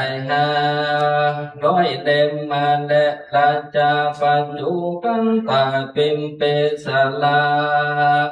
อันว่าพัญญาปิมพิสันมหาคัสสะก็ไปต้อนไปรับพระพุทธเจ้าเสด็จลงจากเดินแล้วก็กาตำยังสักการะอุจจาสองเต้ากว่าแต้วปัญญาจาลาสวีทั้งหลายแล้วปนามพระพุทธเจ้าไปสู่เบียงราชกาหารด้วยว่าวันตั้งใดหาวันด้วยระยะอันก่อนก็มีและโยชนาไปและวันตุติญาติภาเศษในวันควันส่องเจ้าภิกขุทั้งหลายอันถอยมันแต่อันไปเอาเข้าปิ่นดินบาทอันมาสุ่มชุมนุมกันในธรรมสัทธากะที่ฟังธรรมยำแต่วันเย็นก็บังเกิดยังกระถาเทียงจากกันว่าโหส่วนว่ามานุภาวะแห่งพระพุทธเจ้าทั้งหลายก็เป็นอาจาริยะและปัสสาตาเลื่อมใสยินดีแห่งโคนและเทวตาทั้งหลายก็มีนายพระพุทธเจ้าและว่าลูกาอันว่าใส่อันเต้าปัญญาทั้งหลายหากกันตำแปลงยังหุนทางละเพียงดีงามแล้วก็เรียรายภายในตังที่พาตังมีพระมันแปดโยชนะแห่งแม่น้ำคงคาโดยอันเลื่อมใสยินดีอันเถิงยังพระพุทธเจ้าและบุคคานี้ดอกไม้ต่างหลายอันมีวันนาตาจำพวกก็ดัดเลื่อนเจือขึ้นโดยพระกาพำอันเพียงหัวเขาแต่อุตกังน้ำแห่งแม่น้ำคงคา ก็เนียนดัสะเต็มไปด้วยดอกบัวทั้งใดอันมีวันนะจำพวกกอบโดยอนุภาวะแห่งนาคทั้งหลายแลสัตตติสัตตสัตว์ทั้งหลายก็สอนสัตว์ทั้งหลายอันเทปดาทั้งหลายหากพบกันแต่แผ่นดินขึ้นไปทักหลักหึงกันนิทาพมมโลกส่วนต้องจักรวาลทั้งมวลอันนี้เครื่องกระดับเป็นอันหนึ่งอันเดียวก็เกิดมีเป็นปันโดจาดังเลนมโหสถที่หนึ่งที่เดียวนั้นแหละนาสัทธาสัพพัญโยพระพุทธเจ้าได้ยินยังกระถาจันจางอันนั้นด้วยติปะโสตวิญญาณก็แสดงออกมาจากวรกันธาตุติแล้วปุถะเลลาออันใดอันหนึ่งแล้วก็นั่งเหนือปุถะอาสนะอันเจ้าพี่โคตั้งหลายหากตั้งไว้แล้วก็ทำเจ้าพี่โคตั้งหลายอาภิขเวดูกะนาที่โคต่างหลายตั้งหลายก็มาพาสุ่มจมนมกันโดยกะขาดจะซึ่งถึงอันใดในกาลบัดนี้อันจะเมื่อนอนเจ้าพิโกตั้งหลายก็กล่าวว่าอิมายะนามาพันเตข้าแต่พระพุทธเจ้าผู้ข้าตั้งใดก็มาผสมจุมนุมกันโดยกัตถามีชื่อดังนี้และสัพพัญโยพระพุทธเจ้าก็กล่าวว่าอภิขเวดูกะนาภิกขุตั้งใดส่วนว่าปูจาสังกาละอันนั้นก็บ่เกิดมีด้วยอนุภาวะแห่งอันเป็นพระสัพพัญโยแห่งทาตถากันตาปูจาสักการะอันนั้นก็บ่เกิดมีโดยอนุภาวะแห่งพุทธนาเทปดาอินทพงปะนะโดยมีแต่ส่วนอันว่าปูจาสักการะอันนั้นก็เกิดมีด้วยอนุภาวะแห่งการอันได้บริจาคสระยังวัตถุมีพระมันแดดน้อยในกับละเพื่อคำล่วงแล้วแลว่าอันแล้วเจ้าพี่โคทั้งหลายก็ปาการขออาราธนาพระพุทธเจ้าจงเทศนาธรรมผู้ข้าทั้งหลายแด่เธอเมื่อนานพระพุทธเจ้าจักนำเอามายังวัตถุอันล่วงแล้วผู้แสดงยังอัตถาเหตุอันนั้นก็กล่าวเป็นคาถาว่าอาทิเตตังกัสิลายังสัพโพนามะพระมะโนอาโหสิตาสาพุตโตสุสิเมนามะมันนะโกสัรราสวัสสุเตสิโกอาทิเตกาเลนอยกาเมื่อคำล่วงพ้นไปแล้วส่วนว่าพรามผู้ดึงมีชื่อว่าสังฆพรามก็อยู่ในเวียงตังกศิลาตาสาพุตโตก็มีลูกใจผู้ดึงอันเจอว่าสุสิมามันนางบางอันมีอายุได้16 ปีและเอกเทวสังยังมีในวันหนึ่งเจ้าสุสิมามันนางว่าผู้นั้นก็เข้าไปสู่สังฆพรามตนเป็นพ่อแล้วก็กล่าวว่าตาข้าแต่พ่อเป็นเจ้าอาหารอันว่าข้าก็มีอิจฉาอาฆนา มาเพื่อจะไปสู่ยังปัลลานะสีเพื่อเรียนเอามูลแต่ว่าการสอนสังฆทานตนก็กล่าวว่าสุขสิมามานุเตนะหิตาตะลูกราเจ้าลูกลักเพชรและมีดังกันส่วนราบรามผู้เรื่องกันเป็นสาย แห่งพ่อก็อยู่ในเวียงปัลลานะสีและเจ้าจงไปสู่สำนักแห่งพรามผู้นั้นแล้วจงเรียนเอาญาสาทัลลาสินสิปะกุลเถิดเจ้าสู่สิมามโนก็รักเอากรรมพ่อตนมาสาธุดีและว่าอันเจ้าก็ไปเถิดยังเมืองปลาณสีโดยลำดับคนตั้งแล้วก็เข้าไปสู่พรามผู้นั้นแล้วก็บอกยังข้าว่าอันทำตนป้อใจมันและอาคาในกับละนั้นตั้นคำก็รับเอายังสุสิมามันอันว่าผู้นั้นอันเป็นลูกใจแห่งสหายแล้วก็พารบซึ่งสุสิมามนุษย์อันมีร้อนข้าหายเธอลำงับแล้วเพื่อสอนยังมุนโดยวันและทางก่อด้วยเลิกกันดีและโสตังพระอัญจาการหันโตละหุนจางการหันโตส่วนพระสุสิมาปันนาวาพุทธนั้นก็เรียนเอายังสาธลาเสนสิปากันมากนับปันไทยอันถาลงจำไว้ยังสาธลาสินอันเรียนเอาก็ดีอันบ่คือสิหายลืมเสียจำไว้มันหลักเป็นพระโดจดังพาจนาคำใส่น้ำไว้นั้นเดียนเอายังสัตลาสินเสปะตังมวลแต่สองแม่แห่งอาจารย์เสียงด้วยอาบอกนั้นสิ่งเดียวและอันกระทำยังอันสวัสดิ์ใหญ่ก็หักยังตนและทำการสิ่งเดียวแห่งสัตลาสินอันตนหักเลียนเอาก็หัน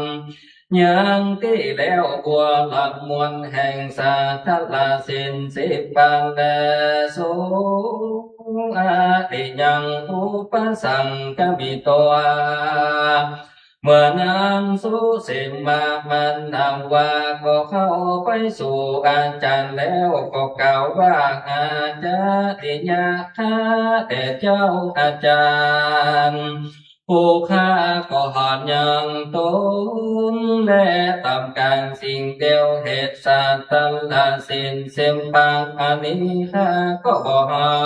น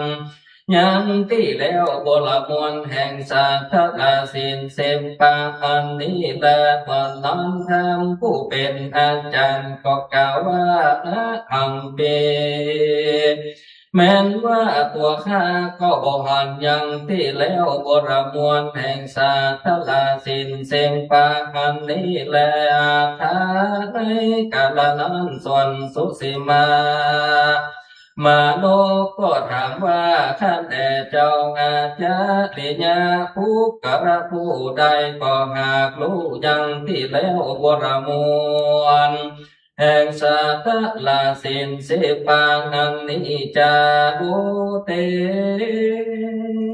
เจ้าอาจารย์ญาก็กล่าวว่าตาดูกราเจ้าส่วนว่าพระปัญเจกาพุทธเจ้าตั้งหลายนี้ก็อยู่ในปากิสิปตนา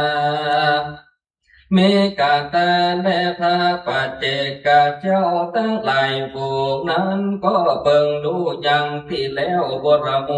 วล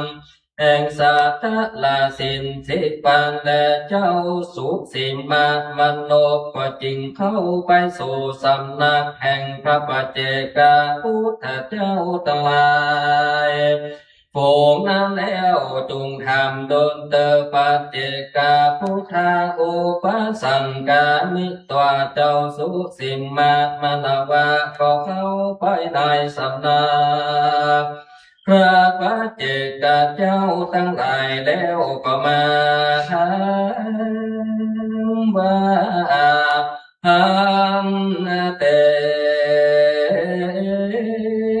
ข้าแห่งเจ้าผู้คิดละดังได้ยินมาเจ้าผู้ทั้งหลายก็รู้อย่าง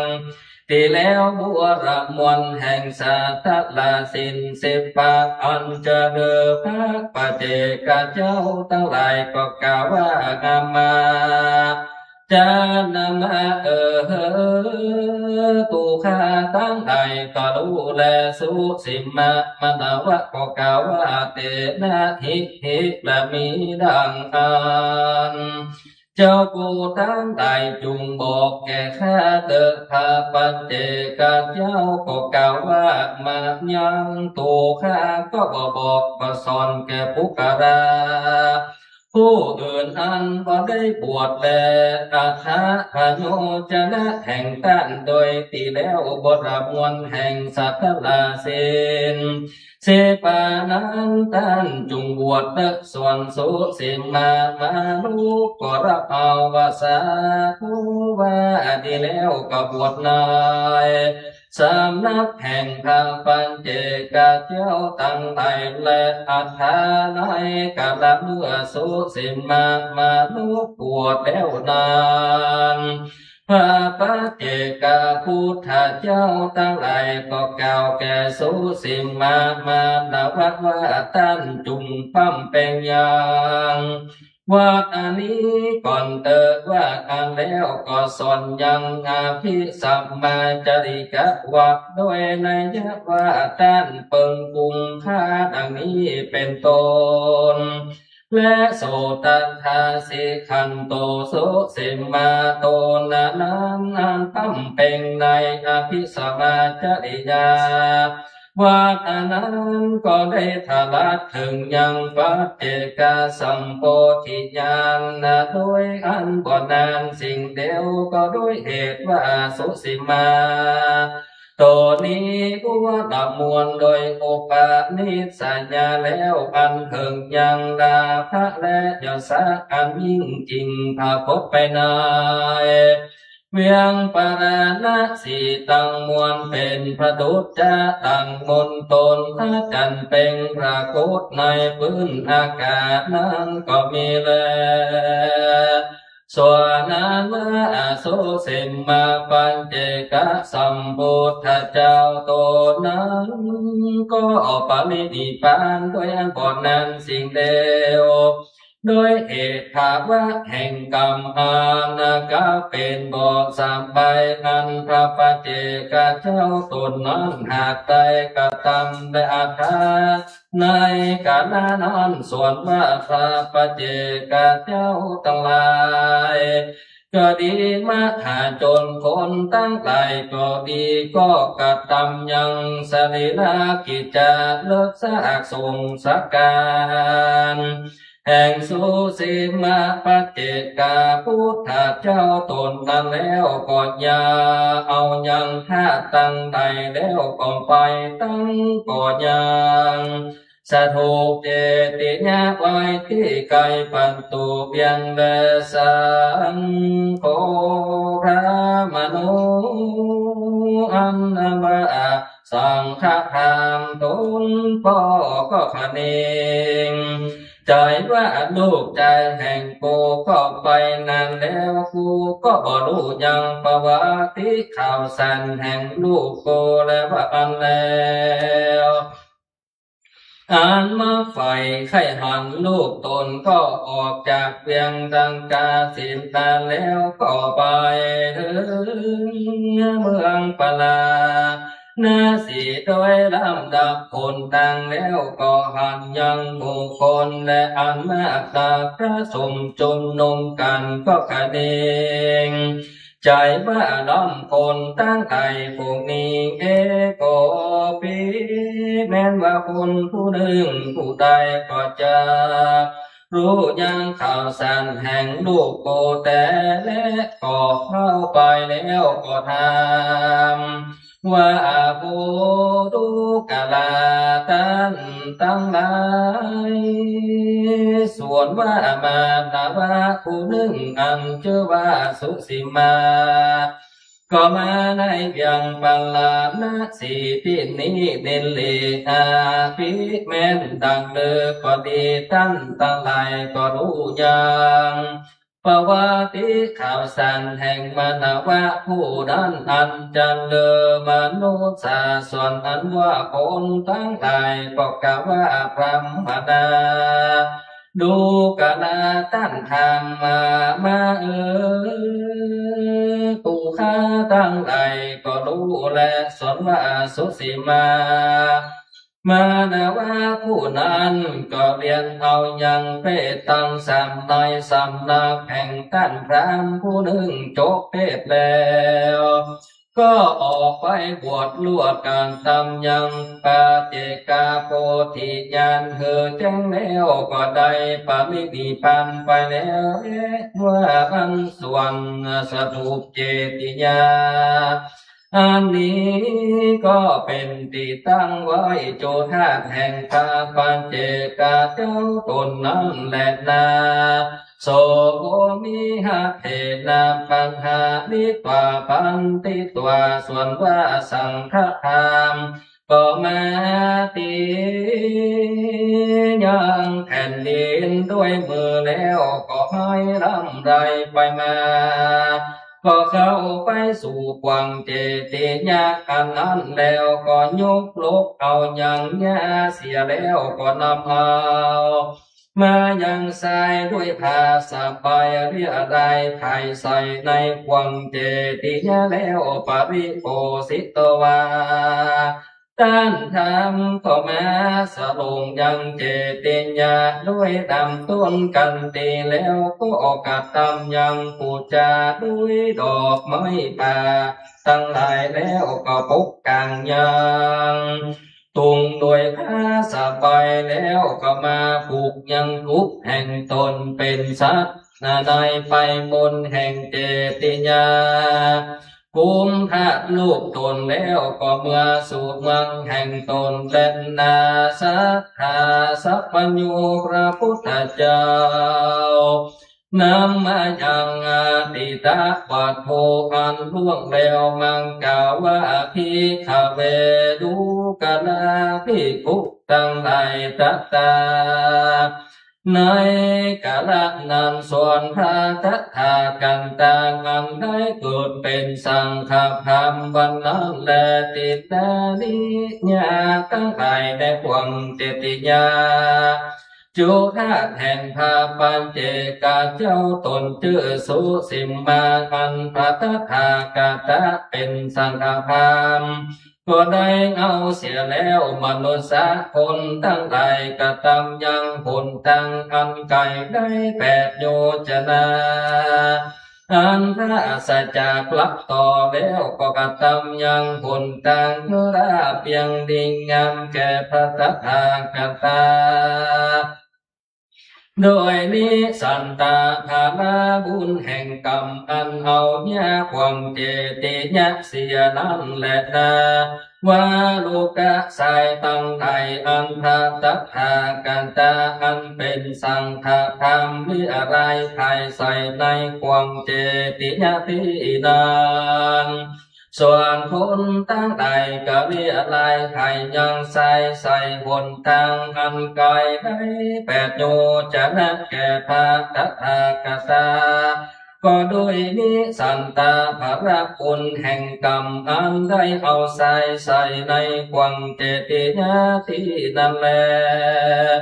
ส่วนว่าปูจาด้วยดอกไม้ป่าตั้งหลายอันพาทัตถากันตาเป็นสังฆธรรมกตามปูจาในกวังเจติยะนั้นส่วนว่าดอกไม้ตั้งหลายอันมีวันแม้ตั้งอันคงและเทวะพลทั้งหลายหากเรียราย ภายในหนทางอันไกลใดแปดอยู่จันนะแก่พระตถากันตาก็ด้วยนิสันตา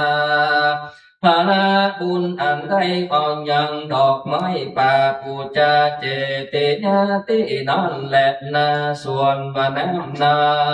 ยแม่น้ำตรงกลางอันกว้างขวางได้โยจะน่าดึงก็เดียนทศะเต็มไปด้วยดอกบัวตั้งใดอันมีวันนาจำพวกนั้นโพมีอันว่าพี่กวางอันพระตถากตาอันเป็นสังกัปธรรมก็ได้หูสลงด้วยน้ำเต้ากันตีในเจติญาตินั่นแลโภคลวาสาอันว่าหาปนโบคลวาสาก็ไหลหลังขังตกในเมืองเวสาลีแก่พระตถากันตาด้วยนิสันตาพระบุญอันได้เอาน้ำมาพูดในห่วงแก้วเจติยานั้นทันแต่ปัปภากาจากอันว่าพระสบายอันพระตถากตาอันเป็นสังฆพรามหากผู้กันเป็นตุงปูจากนเดสันตะกนกันจากุกก็เดอันพระตถากันตะเป็นสังฆพรามหากผู้เป็นสัพปูจาไงเจติญาตินันส่วนว่าต้องจักรวันตังมวลอันดาสะเต็มไปโดยสิ่งเครื่องเยื่องปูจาตั้งหลายอันมีจ่อตรงแด่สัตว์เป็นตนตั้งแต่แผ่นดินเกินไปถ้าหลับถึงหักกันนิทาโพมโลกก็เกิดมีเป็นพระดุจตังมโหสถอันหนึ่งอันเดียวแก่พระตถากตาก็โดยนิสันตภรคุณแห่งกรรมอันได้เอายังข้าสบายและตุงเป็นตุงและผูกกุบเป็นสัพพุจาเจติญาตินั่นแหละนาทิฆาเวโดกาลาทิภูทั้งหลายอันว่าปูจาสักการะนั้นก็ว่าเกิดมีด้วยพุทธาโนภาวะแห่งทัตตากตะก็บ่เกิดมีด้วยอนุภาวะแห่งนาคูเตปดาอินโรมปานาด้วยมีแต่ส่วนว่าปูจาสักการะนั้นก็เกิดมีโดยอนุภาวะแห่งปริจากะสละเสียยังว่าถูกมีพระมันแดนน้อยในกาลเมื่อคำล่วงแล้วด้วยพระกันดังนี้ว่ากันแล้วจากเทศนาธรรมเป็นนิกรมโลกไว้เธอมันก็เก่ายังจะถาว่ามัตตาสุขังปาริจังกาพัสเสเจวิปุรังสุขังจะเจขังมัตตาสุขังทิโลสัพพสังวิปุรังสุขังทิกเวดุกานาภิกขุทั้งหลายโยที่โดนักขาตนได้อันมีพระญาภิลำเปิงหันยังสุขันกว้างขวางโดยอันสาระเข้าของมีพระมันและน้อยไปเป็นตันโสทิโลนักขาเจ้าตัวมีพระญานั้นอันล้ำเปิงเกิดด้วยดีอย่างสุขอันกว้างขวางเกิดนิพพานก็เปิงสาระอย่างเข้าของสมบัติอันมีพระมารและน้อยไปเป็นตันและเทศนาวัสสะเนปะหูโสตาปฏิภลาเทนิปะปุนิงสุขในเมื่อเดียวธรรมเทศนากถาอันนี้ส่วนว่าปริสัตทั้งหลายอันมากนาก็ได้ถึงยังคำเบเสตั้งหลายไม่มีโสตาปฏิภราเป็นตุนก็มีแลภูปาจาริยาวัดภูปาธรรมาตั้งตนในปากินากาวะวันสองก็เลี้ยวไปท้องหนึ่งก่อนแลนนา ปราตุขาปะทานินาติอิมังธรรมเตสนังสัทธาเจตวันเนวิหาสันโตเอกังกุกตะกะตังกุกะกะตังคาปิตังอัลลัมภากะเทเสสาวัตถิญากิระอาติอวิตุเลปันดุปะนันนาเอโกโกโมตัตเทโกเกวะโตวัสสะเตสัทธาสัพพัญญูปะพุทธเจ้าตนเป็นคู่แห่งคนและเทพดาทั้งหลายอันสถิตสำลันน้อยเจตวันเนอลามก็พาลบซึ่งอันกินไข่ไก่เป็นเหตุเป็นอารมณะแห่งธรรมเทศนาแล้วพระก็ปวัติเทศนายังคำตาตาวัตถุอันนี้อันสังเกติกาจันเจ้าหักแผ่โคตใหม่โดยกัลยาณกถาอาทิปาว่าปัลลาตุคะปะทานเนนาติกิละดังได้ยินมาส่วนว่าบางอันหนึ่งมีเจอว่าปันโดปันดาก็มีในที่ปีบไกลแต่เพียงสากว่าทียังมีทานแห่ผู้หนึ่งก็อยู่ในบ้านปันโดโกดาที่นั่นแลสาวัตถิกักสันโตคันแห่ผู้นั้นอ่านไปสู่ยังสาวัตถีแล้วก็มายังไข่เต่าตั้งไหลแต่แม่น้ำอาจิรวตีแล้วก็ถือเอายังไข่เต่าตั้งใดฟุงนั้นไปสู่ยังสาวัตถีแล้วก็มาต้มยังไข่เต่าตั้งหลายในบ้านที่หนึ่งกันว่าสุกแล้วอันจะกินก็คือยังไข่เต่าลูกหนึ่งแก่กุมารีน้อยผู้หนึ่งแลสาตาขาติตัวกุมารีน้อยผู้นั้นกินยังไข่เต่าลูกนั้นแล้วตั้งแรกแต่อันได้กินไข่เต่านั้นกุมารีหญิงน้อยนั้นก็บอกมักก็เจาะเพื่อกินยังก็จะละอาหารอันอื่นอันเบิ่งเกี้ยวเบิ่งกินแล้วทาในกาลนั้นส่วนว่าแม่แห่งกุมารีหญิงน้อยผู้นั้นก็คือเอายังไข่ลูกแต่ที่อันไข่แห่งแม่ไก่ในบ้านที่หนึ่งแล้วก็คือแก่กุมารีหญิงน้อยผู้นั้นและส่วนกุมารีหญิงน้อยผู้นั้นก็กินยังไข่ไก่แล้วก็ติดปันด้วยรสชาติตัณหามักกินลำมากนักแลตาโตปัฏฐายาตั้งแรกแต่นั้นไปเป็นนาส่วนกุมารีหญิงน้อยผู้นั้นก็ไปเอายังไข่แห่งแม่ไก่ด้วยตนสิ่งเดียวก็มาต้มกินแต่กุติอันว่าแม่ไก่ก็เล็งหักยางกุมารีผู้นั้นคือเอาไข่ตั้งใดแห่งตนแล้วมาต้มกินในกาลเมื่อได้แล้วก็ขัดเองในใจว่ากุมารีน้อยผู้นี้หากมาเบียดเบียนลูกตนก็อาฆาตหมายมันในกุมารีผู้นั้นแล้วก็ตั้งยังกำผาทัดนาว่ากันโกจุติตายจากภาวะอันเป็นไก่ในกาลปัจจุบันแล้วจะขอได้เกิดเป็นแม่ยักษ์ขีเนงันบุกอาจเพื่อเกี่ยวกินยังตาตะการลูกน้อยตั้งใจแห่งเมืองนางอันเกิดมาแล้วว่ากันแล้วก็กระทำจูที่ตายไปแล้วก็ได้มาเกิดเป็นแม่แมว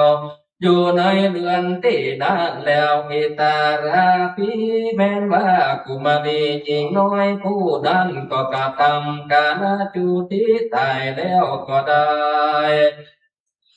เกิดเป็นแม่ไก่อยู่ในเรือนที่นั้นทันแลกันว่าป่าผาสูตรออกยังไข่ตั้งใดแล้วปันนาปายัญจะลาแม่แมวตัวนั้นก็มากิ้วกินยังไข่ตั้งใดแห่งแม่ไก่นั้นควันพบสองพบสามสิ่งเดียวแลปกติอันว่าแม่ไก่ตัวนั้นก็มาข้านิ่งในใจว่าแม่แมวตัวนี้มากิ้วกินยังไข่ตั้งหลายแห่งปูในวันวาน3 ปีแล้วก็มักไฟไข่กินยังปูในกาลบัดนี้แลว่าแล้วก็กระทำยังหานาว่ากันโกจุที่ตายจากภาวะอันเป็นไก่นี้แล้วก็เพิ่งได้เกิดมาเพื่อกิ้วกินยังมึงกับลูกมึงเตอว่ากันแล้วตาโตจุตาแม่ไก่ตัวนั้นกันจุที่ตายจากตาภาวะอันเป็นไก่นั้นแล้วก็ได้ไปเกิดเป็นเสือเหลืองและเอตารามีกาหูตัวส่วนว่าแม่แมวตัวนั้นกันจุติตายจากภาวะอันเป็นแม่แมวแล้วก็ไปเกิดเป็นแม่เนื้อทลายและติเปนิอาการตัวแม่เสือเหลืองตัวนั้นมาแล้วในกาลเมื่อประสูติลูกแห่งแม่เนื้อทลาย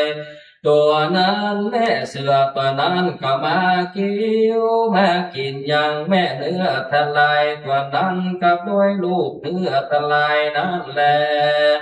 ส่วนนั้นว่าปุกระตั้งสองอันเกี่ยวกินกันโดยพากันดังนี้ก็มือบังเกิดยังทุกแก่กันไปมาในอัตตาภาวะใด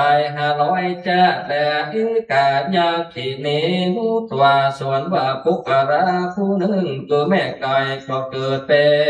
นแม่ยาขีนีและอิกาส่วนปุกระผู้หนึ่งเกิดกุมารีก็ได้เกิดเป็นทิตาลูกสาวพระคุณในเวียงสาวัตถีในที่นั้นแล้วจะอานาสุซอยและสวนว่ากัตถาอันปุกระผู้มีปัญญาเพิ่งรู้ด้วยดังในยะอันเราหักเก่าในไปนานี้แลนาหิเวเลนะเวลานาสัมมันติธาตุกาจันนังอาเวเลนะจะสัมมันติสัธรรมโมสันนันตโนเว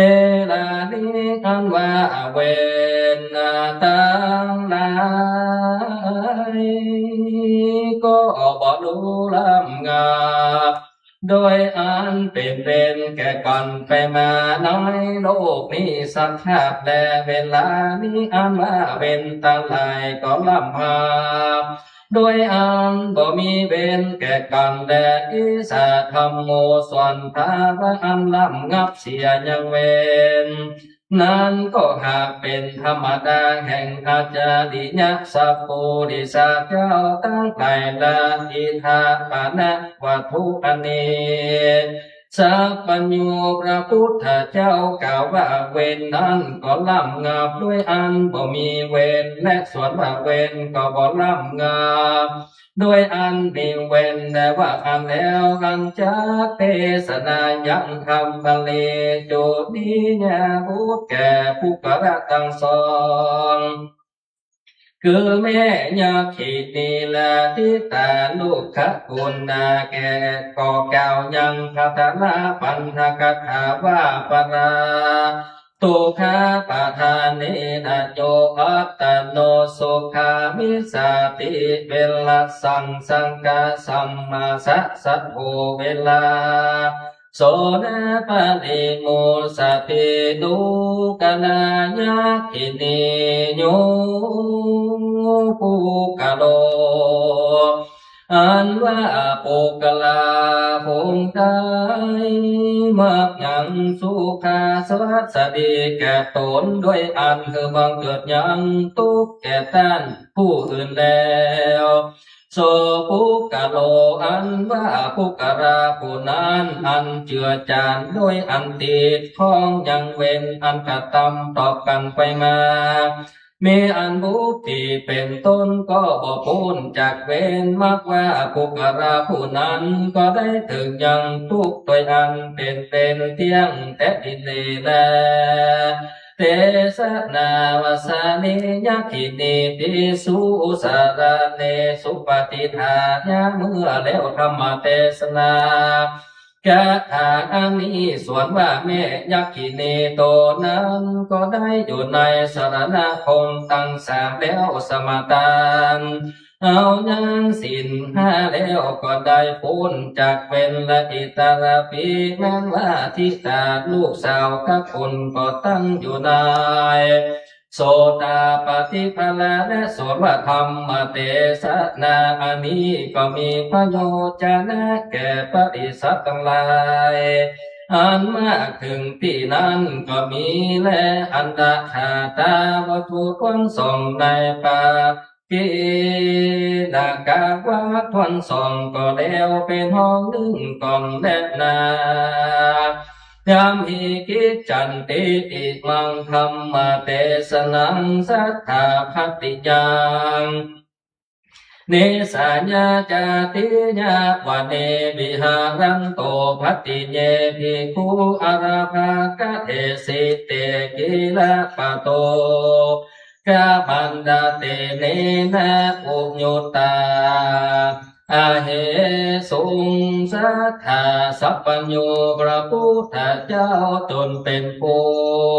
มาบนสอนยังคนและเทวดาทั้งหลายก็อาศัยไหลซึ่งเบียงพระปิญญากรเป็นที่โกจราบินทิป่าและก็อยู่สัมดันน้อยเจตวันป่าดอกทั้งหลายแห่งก็ผาลบซึ่งที่ผู้ทั้งหลายอันอยู่ในเมืองพาติยะเป็นเหตุเป็นอารมณะแห่งธรรมเทศนาแล้วก็ปวติเทศนายังคำปัตตวัตถุอันมีอันสังกิติกาจันเจ้าหากฎหมายด้วยกัลยาณกถาอภิปาทะยมเหกิจังนิละกิละดังได้ยินมาส่วนว่าภิกขุทั้งหลายฟูงนั้นอันประกอบกระทำเปียมโดยอันกระดับเกิดก็มียักษ์าพระพุทธเจ้าก็กล่าวด้วยพระกันสันใดธรรมสังกายนาจารย์ก็กล่าวด้วยพระกันดังนั้นว่าเตนะโคปันนาสมเยนะภัตติญาภิกขุอเนกาวิหิตังปตุกามังดาดาโนโยกามานุยุตตาวิหารันติดังนี้เป็นต้นแลไลกาลนั้นส่วนภิกขุทั้งหลายอันอยู่ในเมืองพาติยาตัวนี้ยังเกิดญามุงกะตายยังเกิดญาพองยังเกิดใบตาลางยังเกิดญาแปลกมาพระกอบยังเปลี่ยนอันผาดับยังเกิดและมีพระการอันมากนักส่วนภิกขุทั้งหลายผู้นั้นกระทำแปลงด้วยตนตัวเดชต้านผู้อื่นก็ดีภิกขุตั้งหลายพวกนั้นก็เป่าเสียยังอันเรียนบาลีเรียนอัฏฐกถาก็เป่าเสียยังอันปั้มเป็นยังอาทิศีลสิกขาอาทิปัญญาสิกขาและสอนว่าภิกขุทั้งหลายรู้ยังภาวะทันกตามโดยพากันดังอันแห่งปฏิญาภิกขุทั้งหลายพวกนั้นก็ติเปลี่ยนนินตาและก็พากันไปบอกแก่พระพุทธเจ้าและสัทธาเตภิกขุวิเลหิตวาสัพพัญโยพระพุทธเจ้าก็ติยังปฏิญาภิกขุทั้งหลายพวกนั้นแล้วก็กล่าวว่าภิกขเวทุกขะภิกขุทั้งหลาย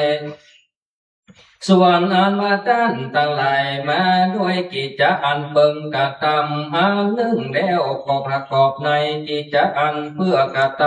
ำอันอื่นสิ่งเดียวได้ว่าอันแล้วจะเทศนาธรรมแก่ภิกษุทั้งหลายกองเก่ายังกัตถาทั้งหลายพวกนี้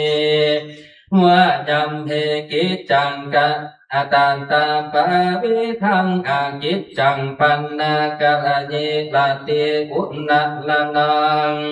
จะมาตานังเตสังบะทันเตนะสวะปิทาเวดูกะนาภิกขุทั้งหลายยังกิจจังอันว่ากิจอันใดคือว่ารักษาศีลแล้วนำไปยังผู้ตั้งกับวัดอยู่อันป่าอันจงชื่นยินดีโดยอันจำเริญเมตตาภาวนาและว่ากันจำละกว่าเพียวควังเจติญะตนอีวิอันควรแก่สรม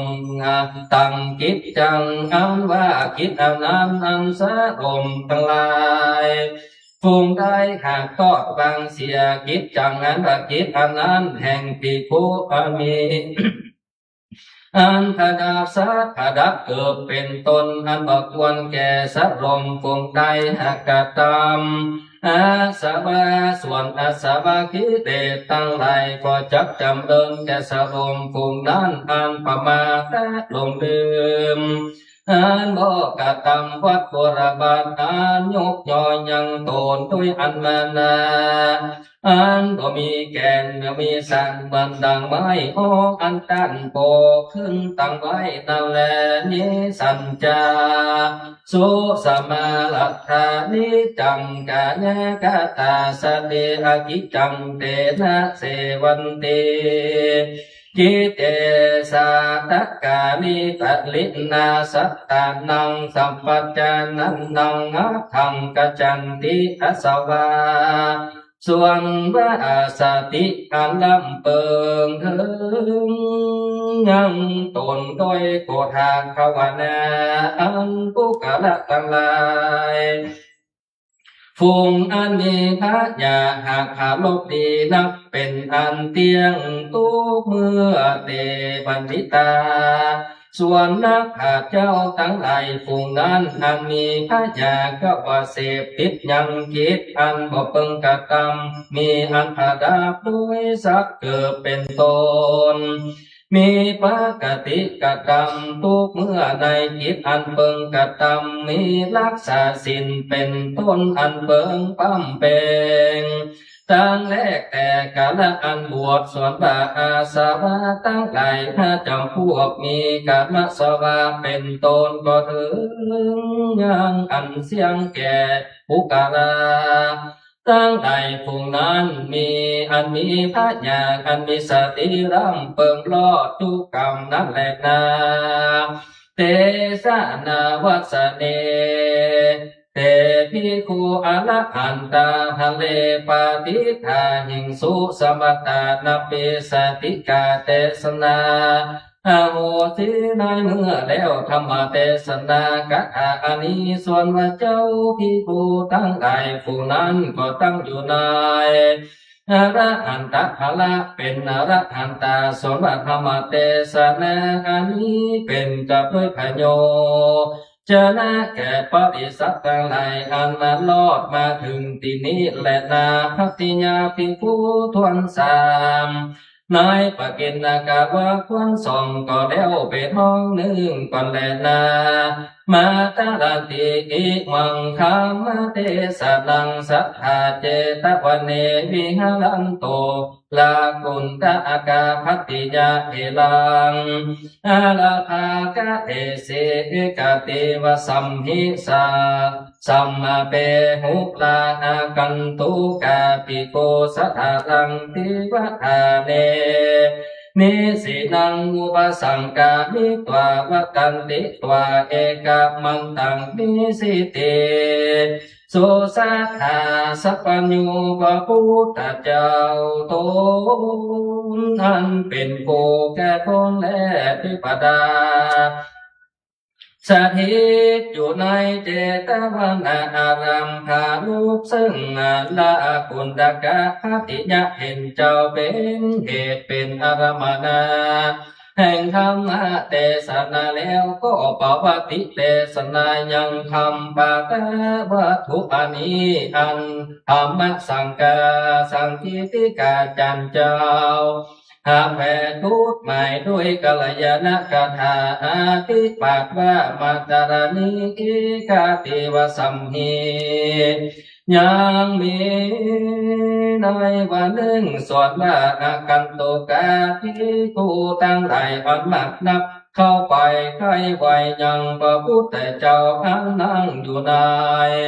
ที่หนึ่งแล้วตาสะมิงคาเตในขณะยามนั้นสวนว่าดาคนดากาปฏิญาเห็นเจ้าก็ไปในที่บ่อไก่แต่งบ่แห่งพระพุทธเจ้าสัพพัญญูพระพุทธเจ้าก็เล็งดุยังจิตาจาระอันเกิดขดิ่งแห่งอังกันโตกะติโกตั้งใจฝูงนั้นแล้วก็กล่าวว่าพิขเวดูกาลาภิกขุตั้งหลายท่านตั้งหลายจงเล่งดูเตะสอนว่าภิกขุตัวนานี้ข้าเสียยัง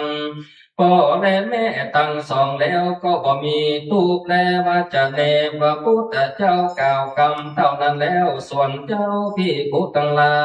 ยก็มาเล่นตัวอย่างหน้าซึ่งกันไปมาแล้วก็กล่าวว่าสัพพัญญูพระพุทธเจ้าก็มากล่าวยังกรรมดังนี้จาว่าแล้วก็เข้าไปสู่พระพุทธเจ้าทูลถามเพื่อให้สรังสงสัยแล้วก็กล่าวว่าอันเตหากล่าวว่าข้าแด่พระพุทธเจ้าสัพพัญญูพระพุทธเจ้าก็กล่าวยังคำว่าอันข้าเสียยัง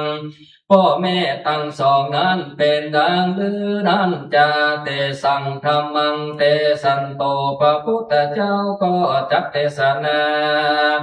ยังทำสำแดงแก่ภิกขุทั้งหลายพวกนั้นก็กล่าวยังกันถาว่ามาตารังปิตารังหันตวาลจโนเวจะคติเยรัตถาสานุรังจารังหันตวาอานิโคญาปิพามนาภิกขเวดุกตาภิกขุทั้งหลายโยภิกขุอันว่าภิกขุตนได้มากำจัดข้าเสียยังแม่คือตัณหาเหตุคือบังเกิดในภาวะทั้งสามแก่สัตว์ทั้งหลายปิตาละหันตวากำจัดข้าเสียยังก็คือมานาสายใหญ่หันตวาข้าเสียยังพัญญาสองตนนั้นเป็นคติญาจาละจะบงคือว่าลาเสสะทิฏฐิอุเสสะอุเสตทิฏฐิสองตัวนี้อานามันอยู่ในวัฏสงสารระทังหันตัวขอบงำกำจัดเสียยังบ้านเมืองคืออาญาตนาสิภูส่วนอาญาตนาที่พวกนั้นคือหากใดตาหูดังลิ้นตนใจและรูปเสียงกระทะของหอมโลสาโคตาภาพาเสือและสาธุจะลังหันตัวหาเสียยังผู้ใจอันเจริญไปตามตนเกิดราคะตัณหาอันยินดีในอารมณนาและโสภิกขุอันว่าภิกขุตนนั้นอันบ่มีทุกข์มีราคะหากเสียงเสียแล้วเหตุภาวะแห่งข้าศึกทั้งหลายมีตัณหาเป็นตน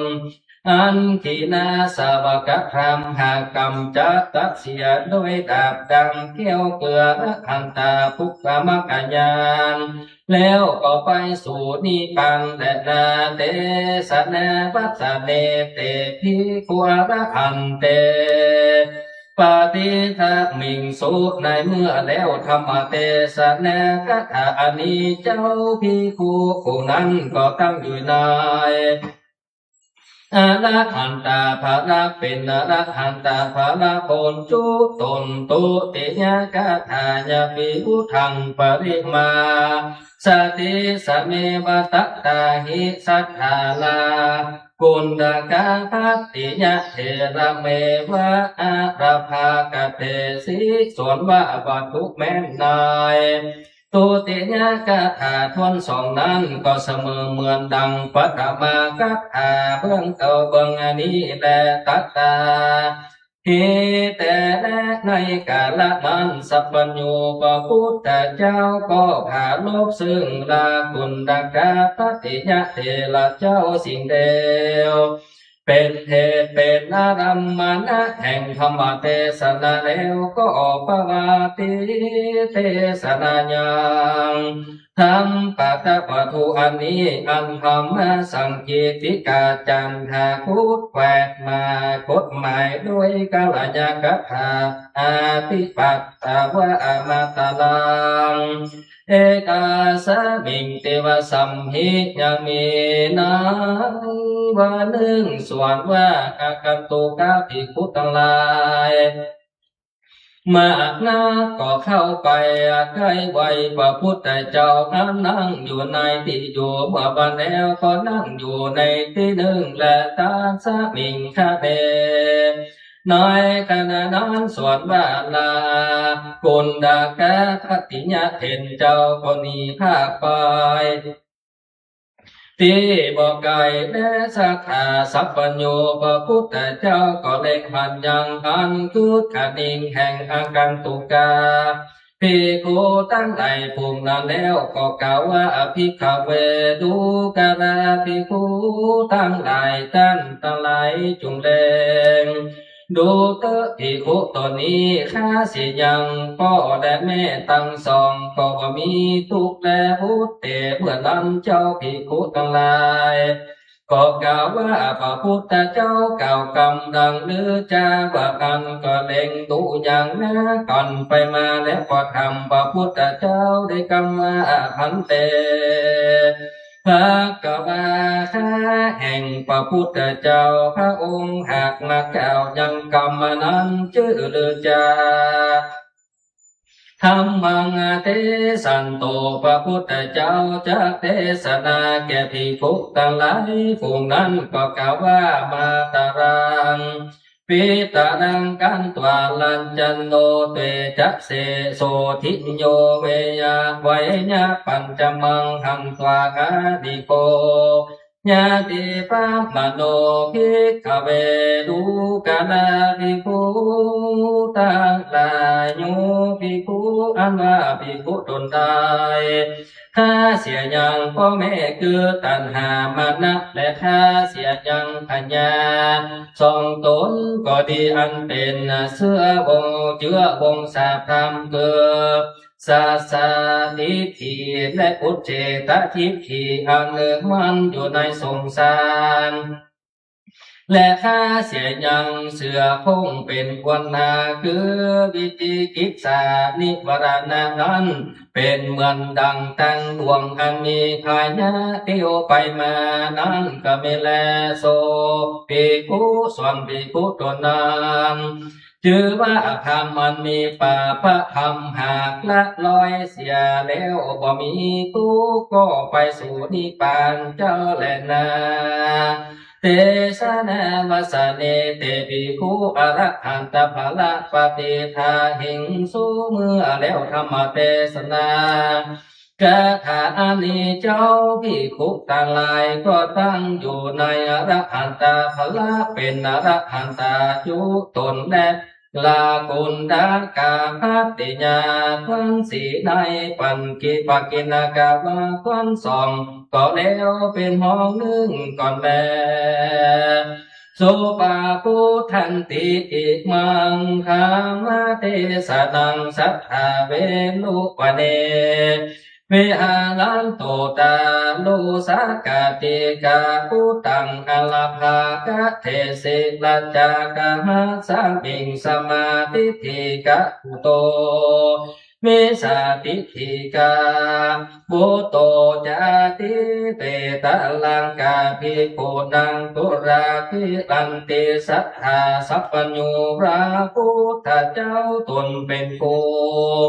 แห่งคนและเทวดาสาธิตสำนันในเวรุปนาลามปาตานนุ่มอันมีไม้กวางหากแวดาเปก็พาลบซึ่งลูกใจแห่งป้อการดัวเป็นเหตุเป็นอารมณะแห่งธรรมเทศนาก็ปวัติเทศนายังธรรมปาตาวัตถุอันนี้อันธรรมสังคีติกาจันทาโกแวดด้วยกรณกถาอาติปะตนว่าสุปาภูทังดังนี้ส่วนว่าอัตตาลากาเด็กน้อยสองคนผู้หนึ่งเป็นลูกสมาธิทีลูกยังกุลพระพุทธพระธรรมกุลสังฆาและผู้หนึ่งเป็นลูกมิจฉาทิฏฐิบ่รู้ยังพระคุณพระคุณพระพุทธพระธรรมพระสังฆาท่านอยู่ในเวียงราชกะหะก็ไปเล่นมากลุ่มเตสุลำตะระกะเด็กน้อยตั้งสองนั้นส่วนว่าตะระกะเด็กน้อยอันเป็นลูกสมาทิฏฐิอันจักซักไปยังมากลุ่มนั้นก็มาล่ำเปิงถึงยังกุลพุทธานุสติคุณพระพุทธเจ้าแล้วก็กล่าวว่านะโมพุทธัสสะแล้วก็สัพพยังมากลุ่มแล้วอิตะโลปิแม้ว่าตาระกะเด็กน้อยผู้เป็นลูกมิจฉาทิฏฐินั้นก็ร่ำเปิง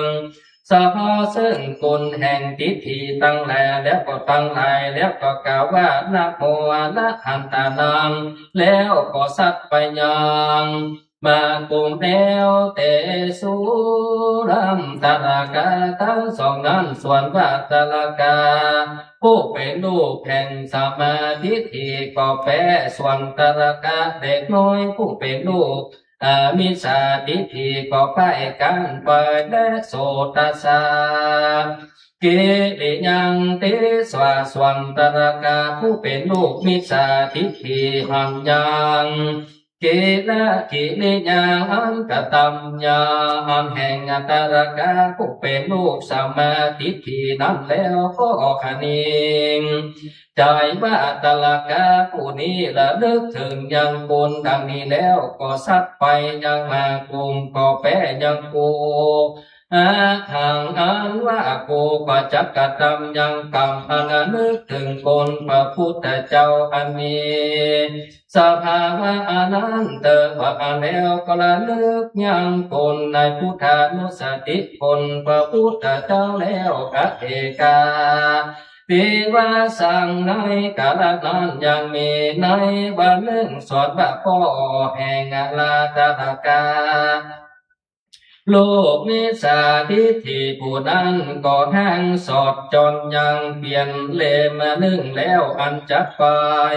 เพื่อพระโยจะนะยังดัวก็เอาตะระกะผู้นั้นไปแล้วปั้มเป็นใส่ยังไม่ดัวเพื่อเต็มเปลี่ยนในดันปาตินั้นแล้วก็ออกมาจากดันปาตินั้นแล้วก็มาแก่ปูดยังหัวในที่อันมีน้ำเป็นที่สุขสบายอันมีที่กายปาจาผี มีนอกเวียงแล้วก็กระตามอันกินข้าวและอาหารในกาลนั้นส่วนว่าหัวตั้งสองแห่งนายเปลี่ยนนากาหัวผู้นั้นก็หนีเข้าไปสู่เบียงกับด้วยหมู่มัวอันเข้าไปสู่เบียงในยามค่ำตาวันเย็นแล้วเลสากาติโกปีแม้นว่านายเปลี่ยนดัวผู้นั้นเขาก็ไปด้วยตามหางัวอันเข้าไปสู่เบียงแล้วก็หันยังงัวตั้งสองในยามค่ำกันว่ายับได้แล้วก็ออกมายังบ่ตาลอดยังประตูเวียงและตาสักนิ่งเปนายเมื่อนายเปลี่ยนดัวผู้นั้นบ บ่ต่างรอดประตูเบียงเถื่อนานนายประตูก็มาหับประตูเสียแล้วแลว่าอันนาทสาพุทโตนายกาลานานส่วนว่าตารกาลูกใจนายเปลี่ยนกาลัวผู้นั้นก็เต้าอยู่ผู้หนึ่งผู้เดียวนอนอยู่ไปใต้แห่งล้อเปลี่ยนดวนในส่วนแห่งคืนนั้นก็มีแลก็หากรับไปแล้วปานาโดยมีแต่ส่วนนั้นว่ามนุษย์ที่ตั้งใดกันมากนักก็มีในเมืองราชกาหาโดยปกติแลยันจะส่วนว่าตารกาชายน้อยผู้นั้นก็มานอนอยู่ที่ใกล้ป่าจ้าที่นั้นและส่วนว่ามนุษย์ที่ยาวทั้งสองตนก็แม่ลิงอ่านยันตารกาเด็กน้อยผู้นั้นนอนอยู่พื้นล้อเปียงหลัวแห่งตนก็มีบ้านนั้นและนานิทิตังขิญานังกล่าวยังธรรมเทศนาปาตะอุปันสองกบังโกมสมเด็จสาเด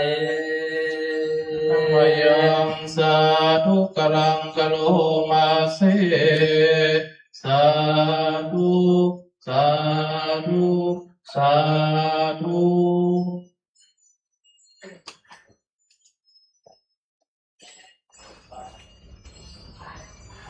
ธรรมเทศนาที่ว่าธรรมบทนี่แหละ ธรรมปาฐะ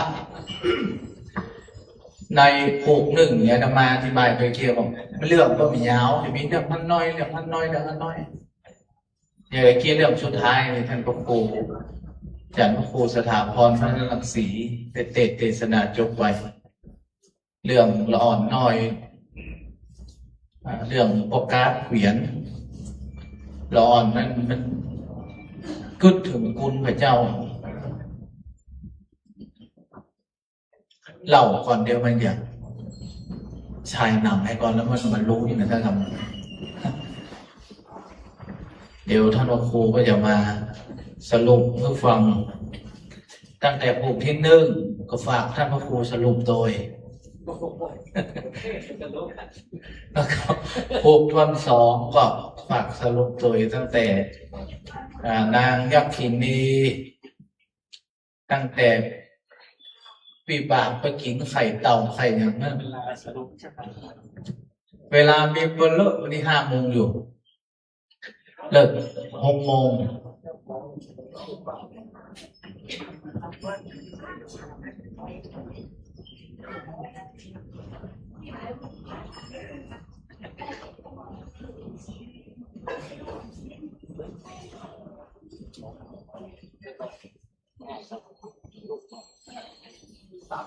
ทำไมตัวงานนะงานแล้วมันโลกต้องมันได้เสียก็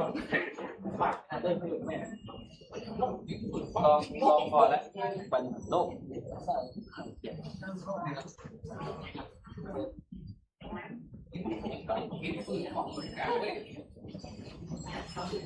จะมุ่งหมด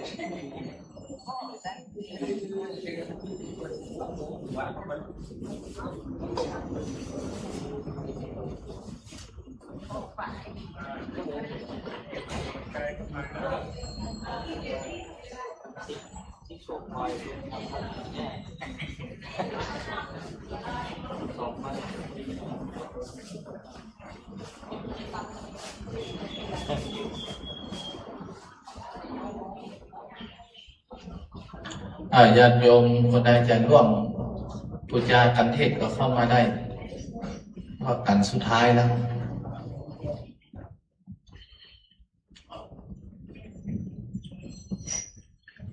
สินก้อนเครื่องเสียงด้านนอกพอดีอันนี้ก็เฮ้ยกระเสพมาแปลงแล้วดังพดกับหงหวงว่าอันนี้อยู่ไหนก็ได้ยินเอาไม่อยู่ก่อน ว่าสังฆทานกันแค่นะครับ ที่มีก่อน จะมาฟังด้วย อ๋อ แล้วก็ขอเชิญใช้ศักดิ์ด้วยเนี่ยที่แต่ง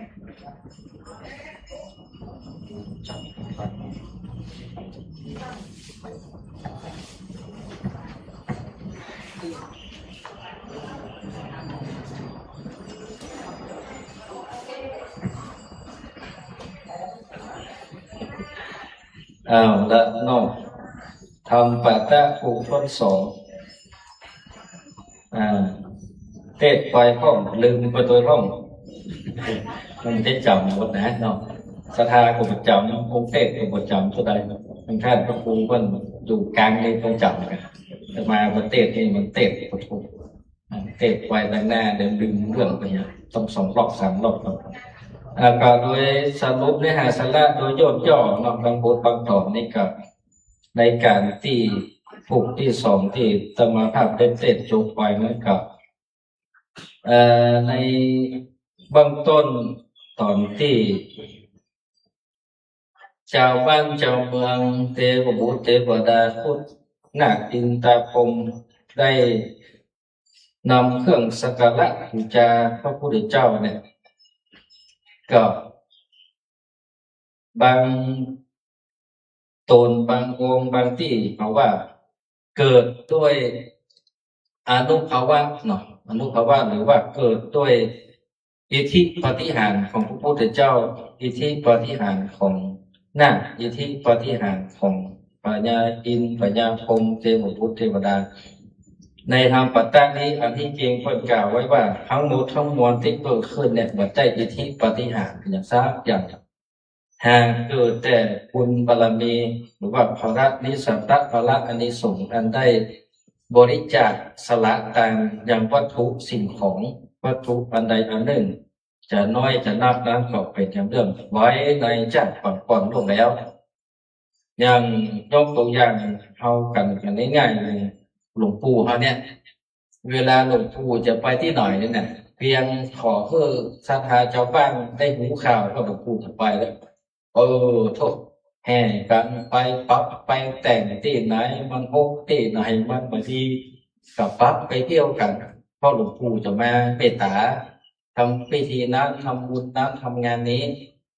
ป้ากันไปตื่นกันป้ากันไปเที่ยวไปปัก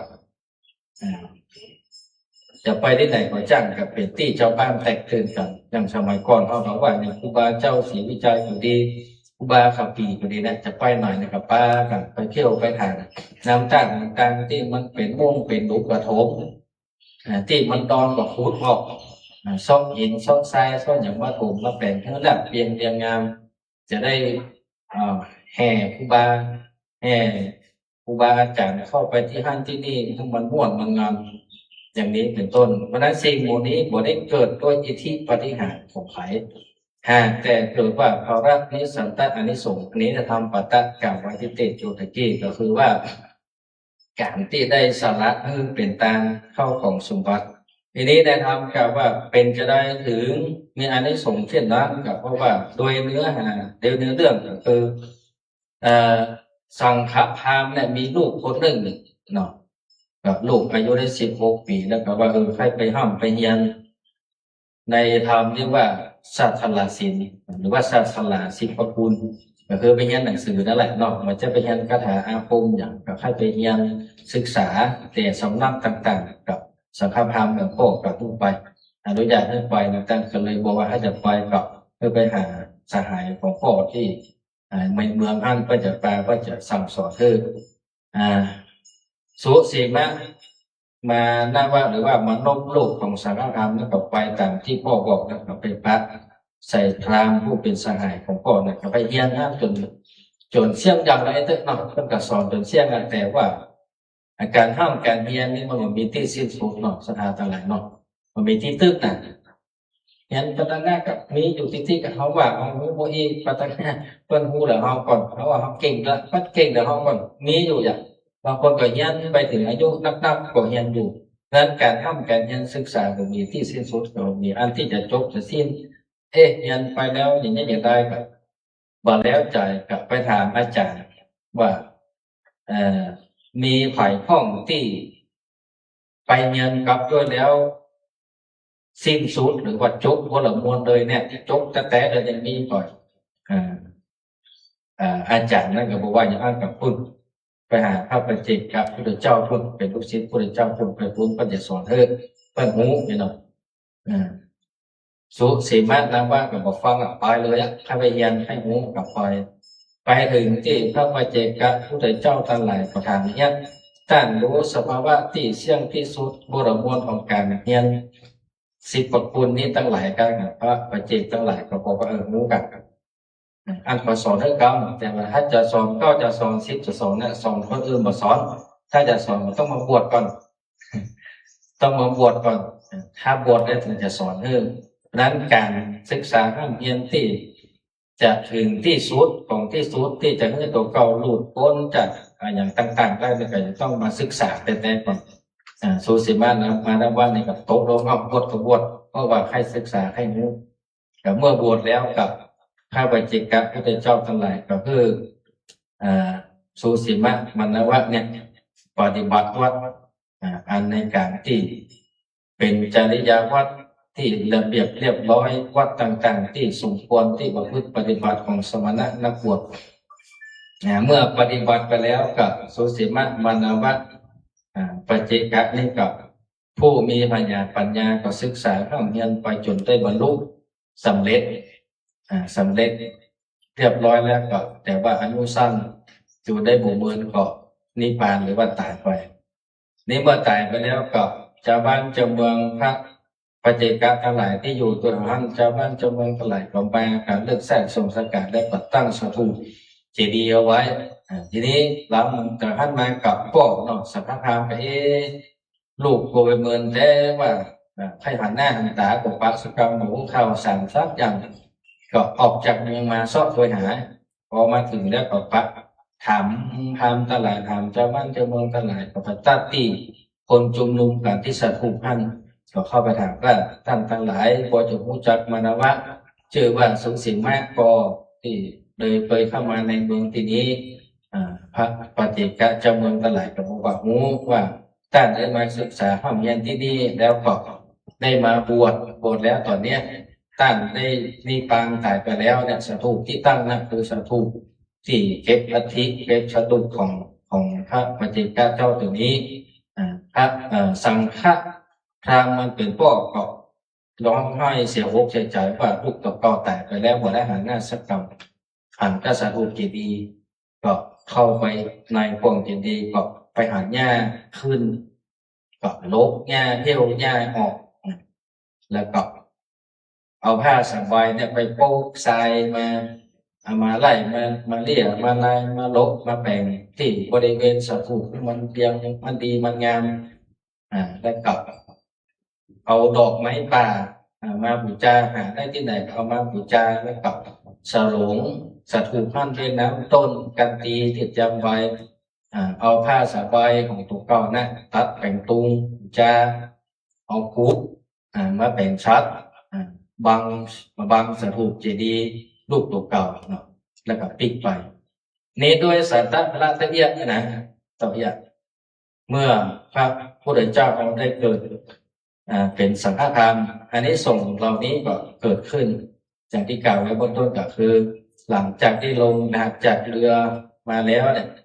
ก็ปากันชาวบ้านชาวเมืองทั้งหลายพุทธนักน้ำเตวะอารักษ์ทั้งหลายก็เนรมิตหรือว่ามีถนนลาดเพียงเรียงงามเนาะตั้งแต่ทรายน้ำก็มีดอกบัวขึ้น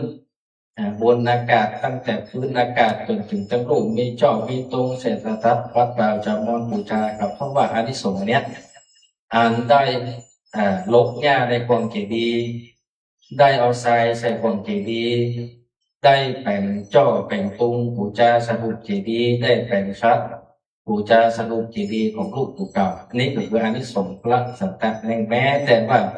สิ่งเล็กๆน้อยๆเขาอาจจะมองข้ามไปนี่ก็เป็นสันตภาระอานิสงส์ของการที่ว่าได้รับ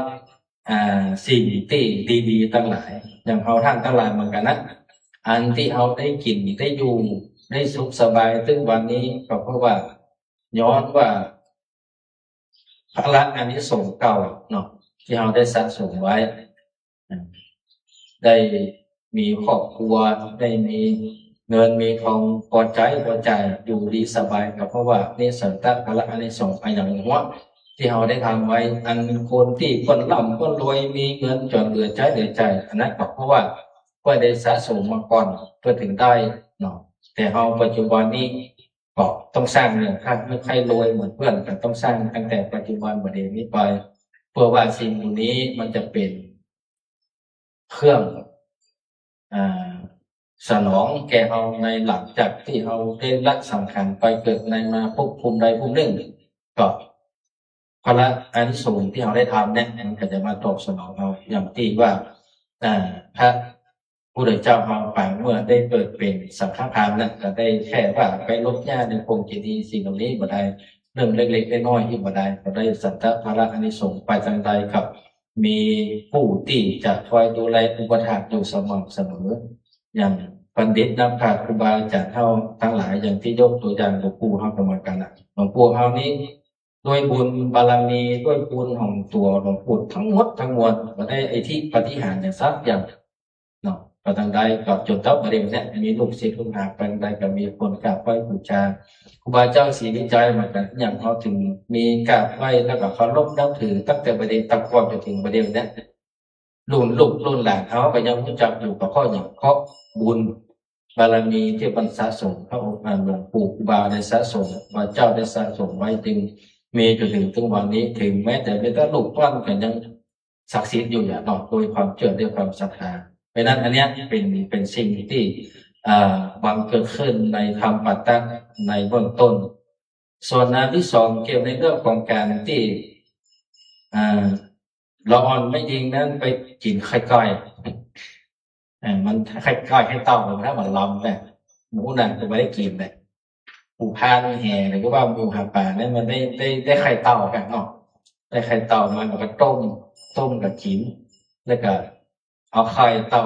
ละอ่อนคนละอ่อนไม่ยิงคนครับไปกินมาล้ำก็กินนั่นนะแต่ว่ามันมาล้ำบาลามทีนี้ก็บาลามก็ได้ผมพอมากปฏิกัดแม่ตัวเก่านี่ไปเอาไข่ไก่มาเอาลูกแดงมุกมาต้มมาเรียบร้อยกินอันนี้ใครอย่างไข่ไก่เป็นอันลามมาดีกับ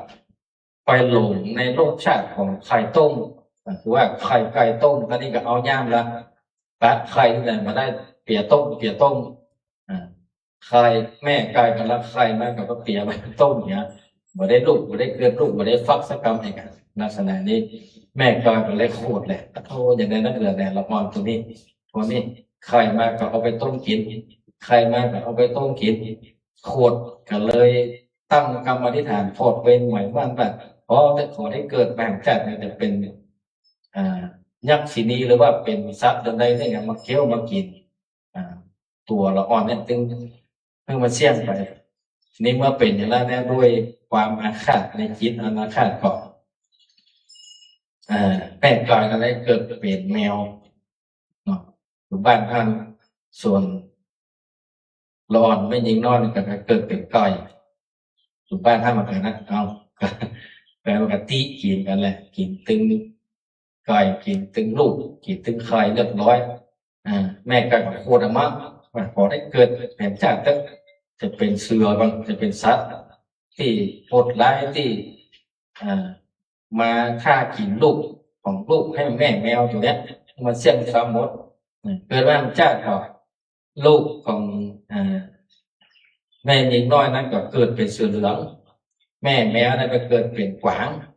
ในเมืองในทางนี้มันเนื้อทลายเนาะเป็นขวางนั่นนะเป็นกวางเป็นฟ้านั่นนะเมื่ออย่างนั้นก็เสือเหลืองมากับเมื่อกวางเกิดพบกับเสือกับกินหมดละตึงแม่ตึงลูกนั่นพระเจ้าก็เลยบอกอันเนี้ยมันเป็นวัฏจักรกะที่ขอดเวรใหม่มั่นกันกินกันไปก็กินกันมาอาฆาตจองเวรกันข้ามภพข้ามจักรเนี่ยมันเป็นสิ่งที่บุดีมันเป็นกรรมที่บุดีเป็นกรรมที่นับบอกว่าจักจบจากสิ้นสักเตื้อเพราะนั้นการที่จะขึ้นมันเสี่ยงบัณฑิตนักปราชญ์ผู้มีปัญญาปรารถนาใกล้ถึงสุขเนี่ยก็จะต้องละสิ่งเหล่านี้คือความโกรธความเกลียด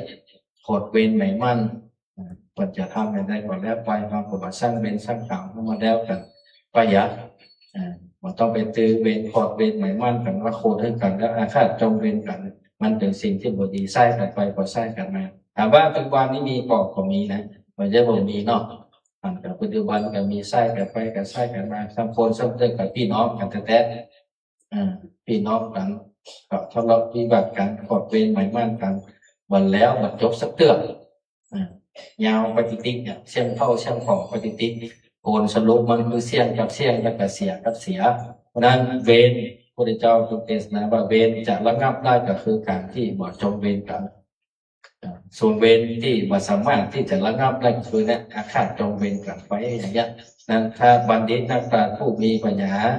จะละซึ่งความทุกข์ทั้งหลายให้ถึงสุดก็จะต้องละซึ่งความอาฆาตจงเวรกันทุกอย่างทุกวันนี้ไปในอันนี้โดยคร่าวๆเนาะมันจะลืมไปพ้องขัดทุกพ้องกับสมาภัยทั้งคู่ตัวฉันจะมาเตะว่ากับอันเตะก็ดีขึ้นตัวสื่อธรรมก็ดีขึ้น แต่มันจะลืมเหมือนกันนะมันพิจารณาเอาไปนี่พ่อท่องที่พ่อนี่สบายแล้วทีนี้พ่อตัวสื่อจักงานถ้าจะสังเกตหน่อยเตะสักรอบก็เพราะถ้าจะได้อะไรนะโทษที่ไหนได้ลองมาเตะคอได้3 หน้านะสถานตลาดกูให้มาได้ไปมันเป็นกรรมที่เราทำกูได้มันไม่ใช่เหมือนทำเรื่องทำสร้อยแต่ถ้าเป็นทำเรื่องทำนิยายนี่ก็อย่างทำ100 แก้วได้กล่องนะมันสามารถเพิ่มเติมเสริมได้แต่อีนี่มันไปแบบได้มันก็ไม่ได้ตัดก็ไม่ดีผมพูดจะเอาอย่างได้ก็เลยจะไปได้เขียนร่างมาใหม่ร่างใส่สมุดเนาะอย่างที่สลายในแก้ตัวนี้ขออภัยจนมาได้กรรมทำขึ้นมาเพราะว่ามันถ้าอะไรทำนี่ประการหนึ่งซ้ำเจอตัวในธรรมนี่มันแบบชัดเจนหน่อยมันจะมองหลักตาเขาเล่งเตะไปมันเข้าเพ่งที่เก่ามันลายข้ามโยงข้ามยันไปแบบนี้ก็เลยคลั่งใส่สมุด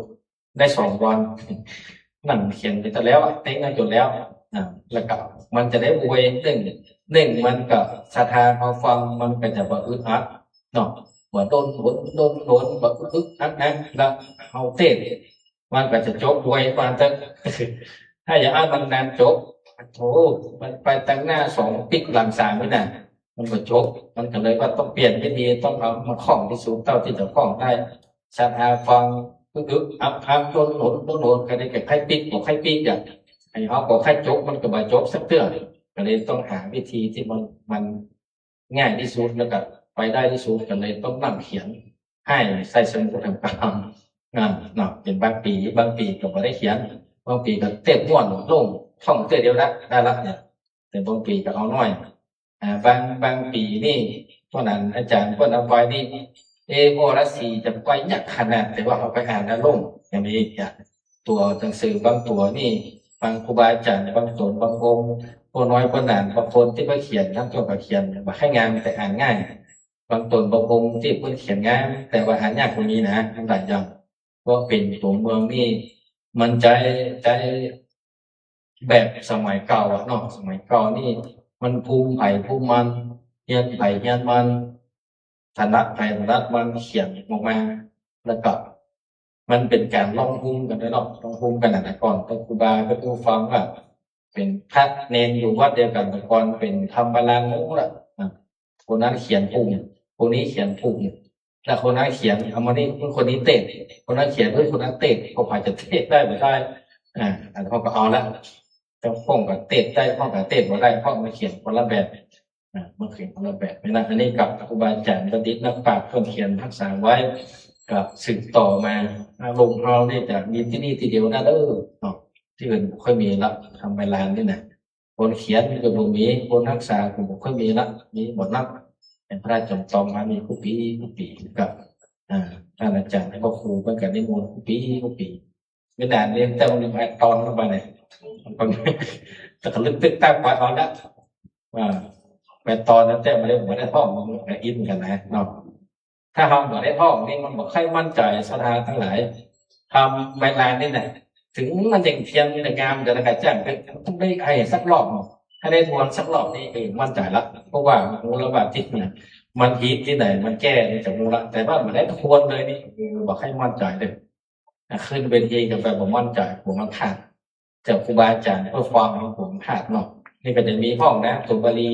ขาดห้องจะแต่มันรวยหรือเปล่าก็มีเนาะอันกับวันนี้ก็ขออนุโมทนาบุญกับสมณะศรัทธาคณะศรัทธาของทุกท่านเลยที่ได้ตั้งอกตั้งใจมาร่วมกันสดับรับฟังธรรมปฏิเทศนาในวันศีลประจำในเดือน10 เหลือแห่ง8 ค่ำวันนี้มันตรงกับวันที่6 สิงหาคมเนาะซึ่งเจ้าภาพเก่าเจ้าสถานนั้นอันประกอบด้วยหลวงปู่จักรพันธ์ให้ครูทัศนีสิริบ้านมาตาข้ามเหนือเป็นเจ้าภาพกำลับและพร้อมนั้นก็คณะศรัทธาของท่านทั้งหลายที่ได้มารักษาศีลกินทานเมตตาภาวนาฟังเทศน์ฟังธรรมนี่ก็ได้ให้ห้องปูจาพระธรรมคำสอนแห่งแล้วก็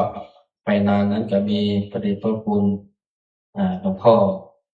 ท่านรองเจ้าคณะจังหวัดเนาะที่เป็นเก้าเป็นประธานที่นี่แล้วก็ท่านพระครูพุทธศาสตร์สุปดิษฐ์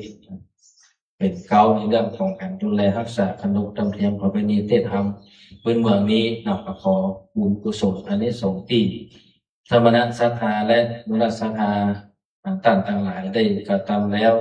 ในปีคากาลวันนี้โดยสันตพระบุญกุศลอานิสงส์อันเกิดขึ้นขอได้มาเป็นพระละวะปัจจัยเป็นนิสัยตามทรงได้มาปกป้องคุ้มครองรักษา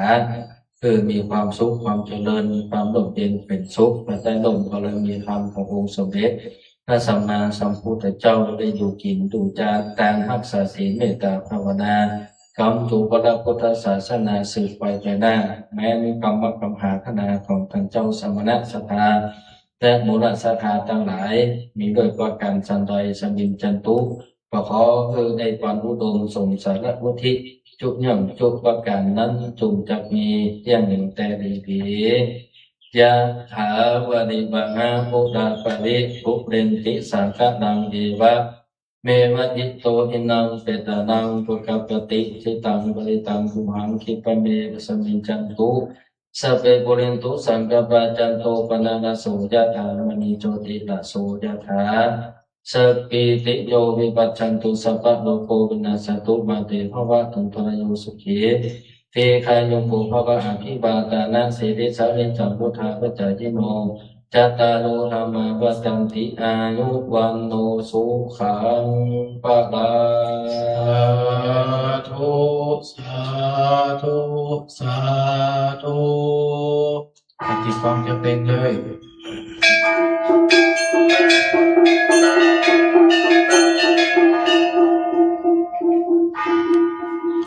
พระธรรมเทศนา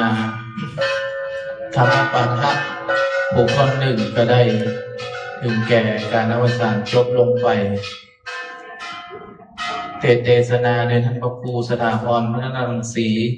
เจ้าคณะตำบลยางคามเขต 1เจ้าอาวาสวัดบ้านใหม่พัฒนามีเขตเดียวกัน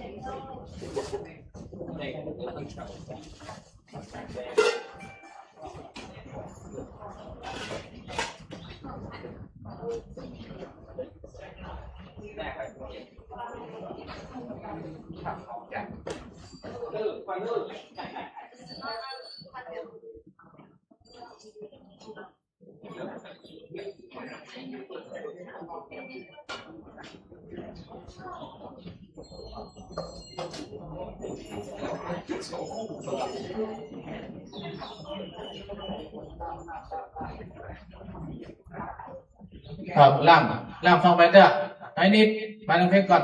โยงขันแก้ว เอาช่วยกันก่อนโอ้มีกันหนุ่มๆทั้งนั้นเลยอ่ะเอาหมู่คนเท่าไม่ยิงยุ่งไป Pondok sapi pinyoi bacan do sabang lo dengan sabu mati ศึกษามีไปแล้ว ปี จำ ที่ เป็น ท นะ ำโอปะปิเมตันสีริสนิจังพุทธาปัจจายโนจัตตาโลธรรมะวะหันเตอายุวันโนสุขังปะลัง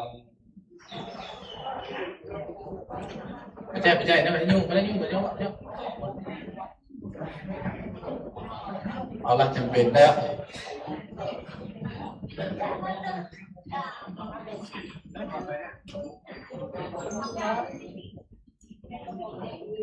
อ้าว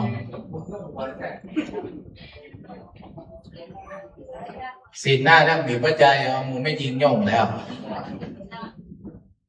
ใครจะทับย่งติดต่อได้เนอะ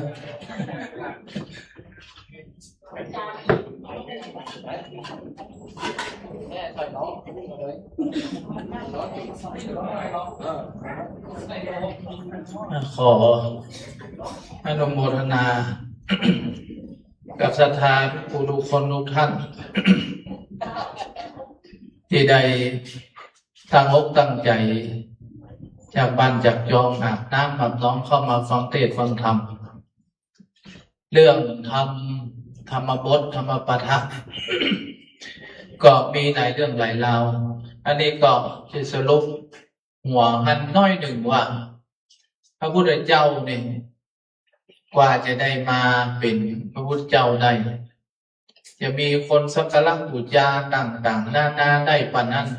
เมื่อในธรรมบทหนึ่งนั่นเองว่า มีแผ่วเจ้าเมืองราชคฤห์บูชาพระเจ้า เจ้าเมืองเวสาลีกับว่าข้านี่จะนิมนต์พระเจ้าไปเมืองนะเมืองแห้งเมืองแล้งเป็นโรคเกิดแต่ผี เป็นโรคเกิดแต่ทุกพิขับภัยธรรมชาติ เป็นโรคเกิดแต่อหิวาตกโรค3 โรคนี้เกิดขึ้นนิมนต์ผู้เจ้าไปเนี่ยเมื่อนิมนต์ผู้เจ้าไปเสร็จก็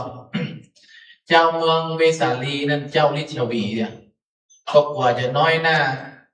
เจ้าราชคฤห์ไอ้หมูนี่ปูจาผู้เจ้าพวกอีก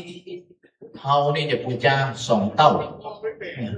แต่กลางซัดกันเนี่ยปูจาพระเจ้า อันนี้ในธรรมมันบอกว่าผู้เจ้านี่ตอนเป็นพระโพธิสัตว์เคยคือปัญจมหาตาน5 ประการที่จะทำได้เฉพาะเป็นพระโพธิสัตว์ด้านที่เนี่ยได้คนธรรมดาอย่างพี่นันหนึ่งอย่างก็ศึกษาอย่างจะยากมาได้ปัญญา5 ประการนั้นมีอย่างหนึ่งคือตานวัตถุเข้าของตานวัตถุเข้าของนี่อย่างเงินอย่างทองอย่างเปิ้นมาขอบ้านเป็นหลังตานอย่างเปิ้นมาขอรถตานอย่างตอนนี้เป็นพระเวสสันดรชาติสุดท้ายเปิ้นมาขอจ้างกัดตานเปิ้นมาขอม้ากัดตานเปิ้นมาขอแก้วแหวนเงินคำตานก็ยังเฮานี่เปิ้นมาขอบ้านกัดตานจะไปอยู่ไหนอย่างศรัทธาไปฟังมหาบอยอธิบายแล้วมีหารตานเนอะพี่ไปบ้านเปิ้นมาขอรถตานอย่าง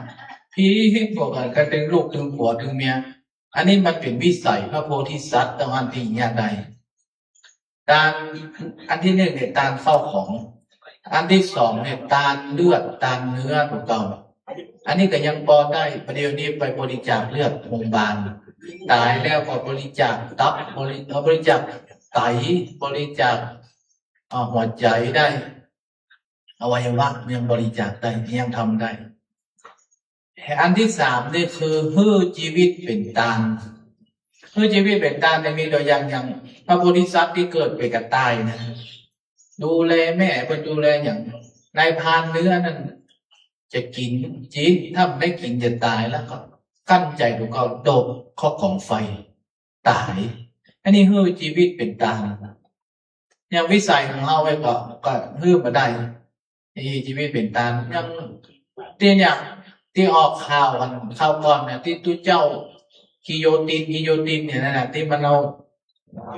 ตัดหัวเป็นตาลนะก็ เอาเครื่องตัดหัวตะเก้าเป็นตานปูจาผู้เจ้า อันนี้ก็มันอยู่ในนอกคัมภีร์ที่ในพุทธศาสนา อันที่สี่คือฮื้อลูกแม่ยิงลูกประจายเป็นตาม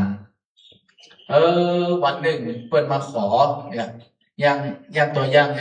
ปู่พราหมณ์ชูชกเนี่ยไปขอจารีกันหากับพระเวสสันดรเนี่ยอันเนี้ยพระเวสสันดรคือตามได้ฮักลูกนี่ฮักดังแก้วตาดวงใจ แต่ว่าฮักสัพพัญญูดัญญาณเนี่ยฮักเหลือฮักการที่เป็นพระเจ้า เพราะฉะนั้นลูกก็ดีลูกไม่ยิงพ่อใจก็คือตามได้ อันนี้เป็นวิสัยของพระโพธิสัตว์ ซึ่งคนเฮาธรรมดากันยากไม่ได้ อันสุดท้ายสิ่งที่ห้าคือเมื่อเมียเป็นตามเมื่อเมียเป็นตามก่อนอย่างพระเวสสันดรเนี่ยคือตามลูกแล้วอ่ะพญายินกับพระเวสสันดรครั้งแห่งเดียวแห่งอย่างเดียวนะปัญจมหาทานจะครบละปองมาเป็นพราหมณ์มาถามพระเวสสันดรว่ายังข้ายังมีแม่บ้านจะมาขอเวสสันดรกับกำแขนนางมาทีว่าตานของปีจะสมบูรณ์เพื่อจะเป็นพญาสัพพัญญูดัญญาณเป็นผู้เจ้าไปไม่ได้เนี่ยขอให้นางเนี่ยจงเป็นหัวเป็นหนทางช่วยเป็นสะพานนึกปีนางมาทีก็ยอมก็คือตามเมียเป็นตามเนี่ยสุดท้ายเวสสันดรก็ขืนสัญญาว่าก็มาลองใจพร้อมได้อันนี้ก็เป็นวิสัยของพระโพธิสัตว์ที่เขาได้หันว่าเพื่อนจะได้เป็นผู้เจ้ากว่าได้มาเป็นผู้เจ้าแล้วกว่าจะมาสั่งมาสอนเวนยสัตว์สั่งสอนสัตว์โลกเขาเนี่ยคือได้มู้ได้หันทำต่างๆในกอบมากมายนานจนกว่าจะได้เป็นพระอรหันต์เพราะนั้นเขาอย่างน้อยก็มาได้หันผู้เจ้าสักกรรมได้ยินเบิ่นว่าได้ยินทำคำสอนอย่างน้อยก็ได้ประพฤติวัดปฏิบัติตามศีลรักษาศีลกินต้านภาวนาไปสุดท้ายนี้ก็ขออนุโมทนาในบุญกุศลที่ศรัทธาทั้งหลายได้เจริญรอยตามองค์สมเด็จพระสัมมาสัมพุทธเจ้าในการคือตานรักษาศีลภาวนาไปขออานิสงส์นี้กำจูหนุนท่านทั้งหลายให้ได้มีสุขภาพแข็งแรงอยู่กำจูลูกหลานอยู่กำจูพระศาสนาไปเหมือนกันทุกท่านทุกคนเทิน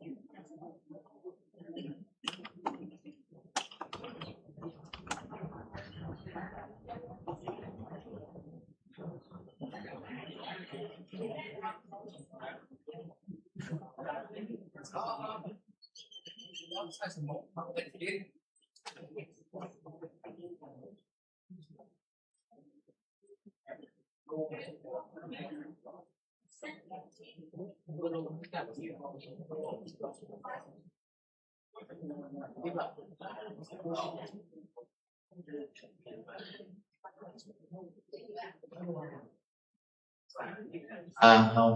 ศรัทธาพนมมือขึ้นเนอะ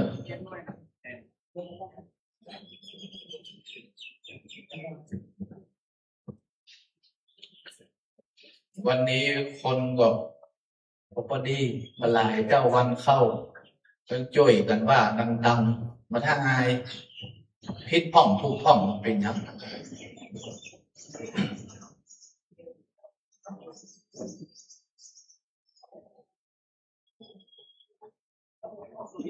ชอบอะไรกันถ้าใครมันมีหนังสือมาบอกเลือกสีหน้าก็จะแปลงมาไว้เนี่ยตัวใหญ่ๆแล้วมาเอาเนี่ยประมาณรับในวิหารนี่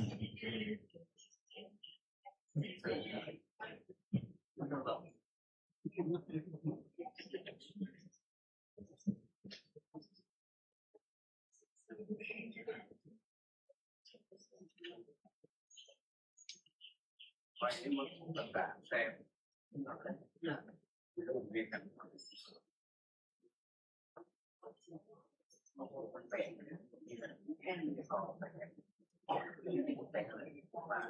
ทธาเขากราบลงพร้อมกันนะครับ1 2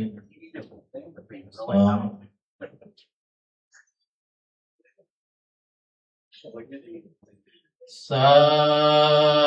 ธุโอกาสคาเดภาสิทธาลัยรัตนาผ่านแผ่วพระแก้วเจ้าสามพระการแลพระแก้วเจ้าหาจำพวกมีภาสัทธาสัพพัญโยเป็นเก้าเป็นประธานแก้วทั้งสามโจแห่งโจตีนบน้อมกี้ปูจาคุณพระกาวาหันวาคุณพระพุทธเจ้ามี56คุณพระธรรมเจ้ามี38นบน้อม8ใส่เก้าคุณพระสังฆเจ้ามี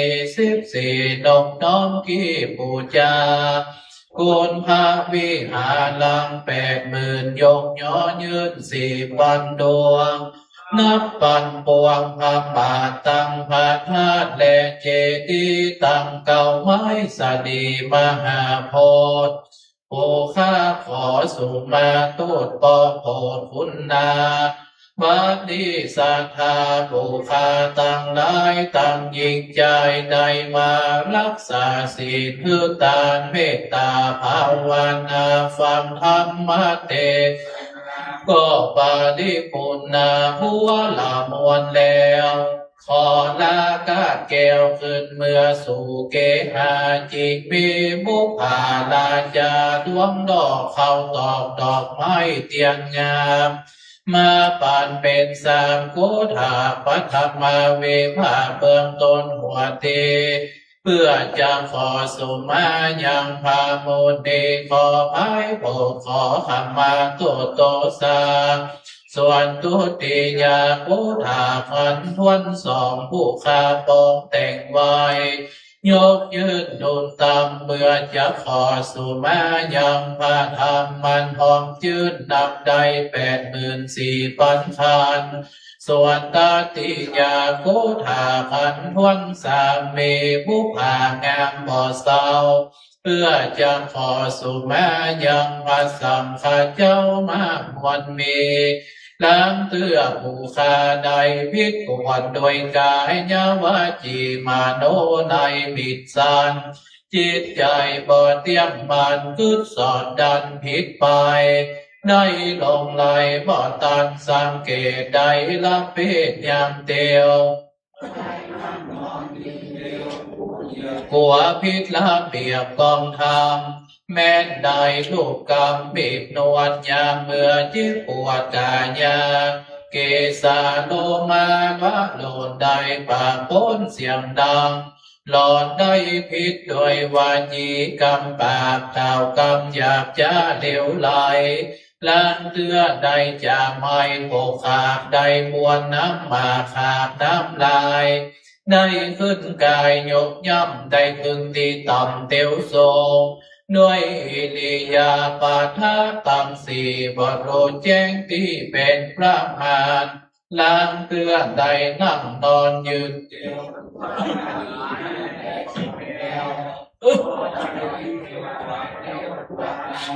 กว่าจะพอดีไปนาล้างเตื้อผู้ข้ามีจิตใจหันไหลปังป้าใจติดอาวาสเกหาหลอดได้ฟูจาอุวันกรรมเล่นม้วนควรทำกลัวเป็นวาจีกรรมปากแต่ดีลีล้างเตื้อได้สุปุลีอมเมียงมาขาดน้ำลายบาปตั้มลงในเขตโคมันวิเศษก็นับเป็นเหตุประมาตาในกล่าวกรรมมุสาไล่เล็ดใจตื่นเต้นตามประชุมชน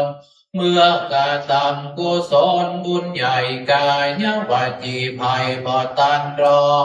จิตใจจนแตกตื่นได้เอาเรื่องอื่นเดินมาอู้กัน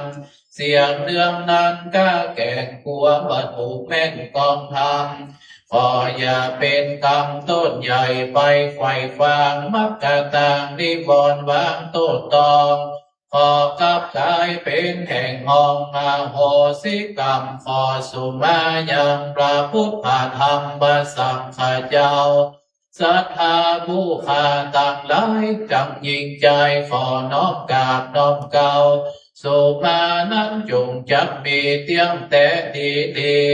ขอสุมาตามบาทบาลีวากายะตัวเลวจีตัวเลมโนตัวเลสันจิจักสันจิจักอดิตาโตสังนานา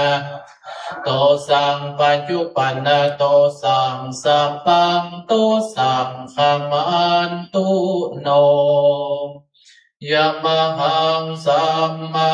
สัมพุทธังภะคะวันตังสรณังคัจโต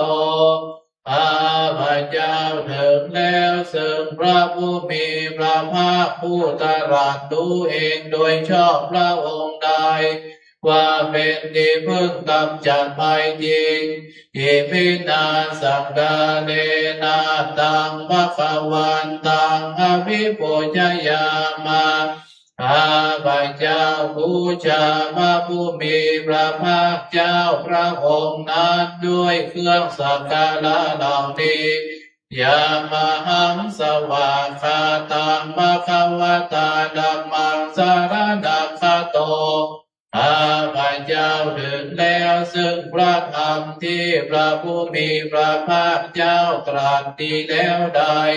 ว่าเป็นที่พึ่งกำจัดภัยจริงสักกาเลนะตังธัมมังอภิปูชยามาข้าพเจ้าบูชาพระธรรมนั้นด้วยเครื่องสักการะเหล่านี้ยามหังสุปฏิปันนังสังฆังสรณังคัจโต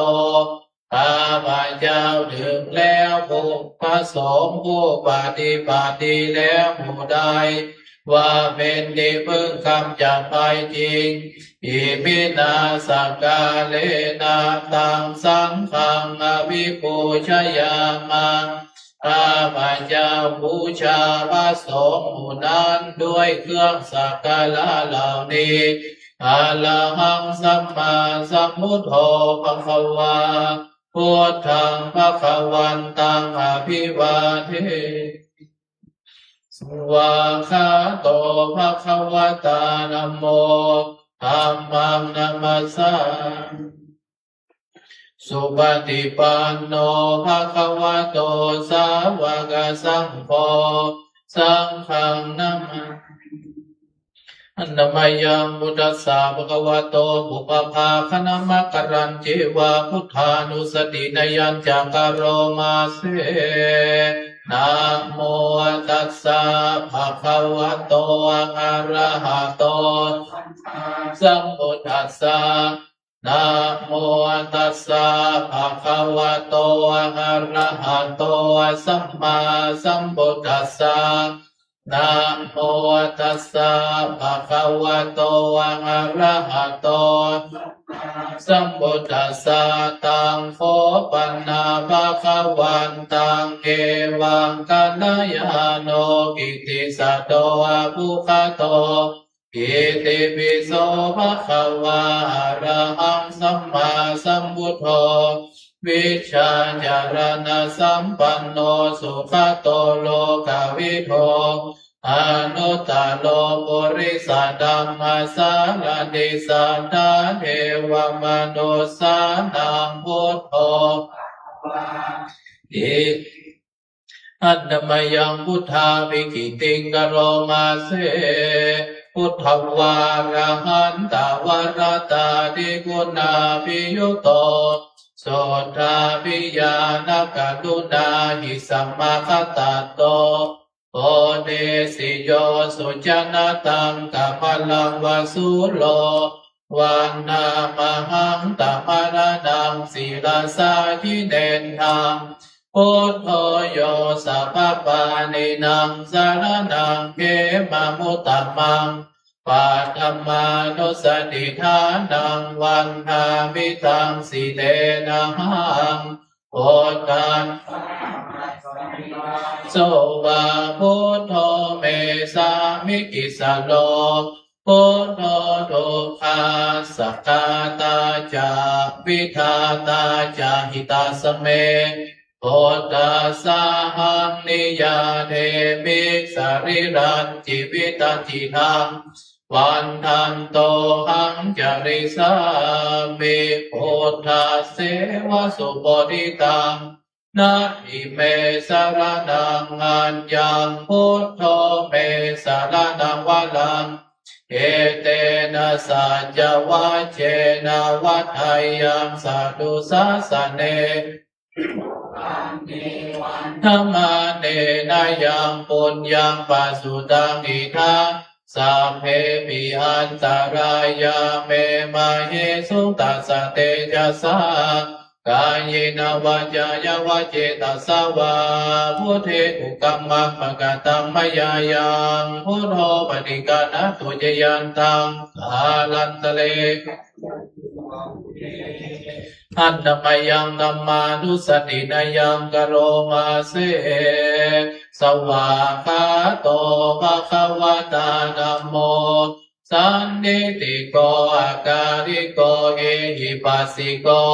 โอปะนายิโกปัจจตังเวทิตาโมวิญโยหิเตหันตมยังธัมมาวิกิติงกโรมาเสสวาคาตตาติกุณโยกวะเสนะไสโยโยมะกะปะกะปริยัติวิโมกขเพโทธัมโมกุโลกะปัตตนาตถาธาริธาริวันดามหังตมหารังวรธรรมเมตตังธัมโมโยสัพพปานินังสารนังเขมังพุตตมังทุติยานุสติฐานังวันหามิตังสีเลนะสมิทาโสวะธัมโมเมสามิกิสโลธัมโมทุกขาสัทธาตาจาวิธาตาจาหิตาสเมธัมมัสสะหังนิยาเทมิสริรันจิวิตันจิทังวันทันโตหังจริสามิธัมมาเสวะสุธรรมตังนาทิเมสารนังวะลังเอเตนะสัจจวัชเชนะวัฏัยยังสัตตุสัสสะเนธัมมังเมวังธัมมาเนนะยังปุญญังปัสสุตังอิทังสัพเพปิอันตรายาเมมาเฮสุงตัสสะเตจัสสะ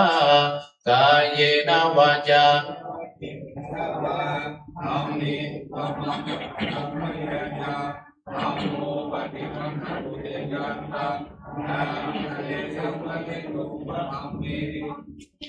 อัตตมยังสังขานุสตินายังกโรมาเสสุปฏิปันโนภะคะวะโตสาวกสังโฆโอชุปฏิปันโนภะคะวะโตสาวกสังโฆยายาปฏิปันโนภะคะสังโฆสามีจิปฏิปันโนภะคะวะโตสาวกสังโฆยัตถิทังจตาริปุริสายุคานิอัฏฐาปุริสภูคลาเอสะภะคะวะโตสาวกสังโฆอาหุนายโยปาหุนายโยทักขินายโยอัญชลิกาลนิโยอนุตตรังบุญญาเขตังโลกัสสะติหันตมยังสังฆาภิกิติงกโรมาเสสัทธัมมโชสุปฏิปฏิปุณณาภิยุตโตบุคลาสังฆเสโทศีลาธิธรรมปวาลาสยกายจิตโตวันทามหังตัมมานิยานาคนังสุสุทัง สังโฆโยสัพพปาเนนังสารนังเกมังพุตตมังตาติยานุสติทานังวันหามิตังสิเลนะหังสังฆาสาหัสมิทาโสวาสังโฆเมสามิกิสโลสังโฆทุกขาสปาตายาวิทาสังฆาสาหังนิยาเทมิสริรันจิวิตันจิทังวันทันโตหังจาริสามิสังฆาโสปฏิปันนตังนาทิเมสรนังอัญญังสังโฆเมสรนังวะลังสัจวัชเชนะวัตตายังสัตตุสัสสเนสังฆังเมวันธรรมเนนะยังปุญญังปัสสุตังอิทังสัพเพปิอันตรายาเมมาเหสุตัสสะเตยัสสากายเยนะวาจายาวาจิตัสสะวาสังเคกุกัมมังสังโฆปฏิคันนะตัวเจยันตังกาลันตะเลสังวริตุงวสังเกปุถโธมังกาลา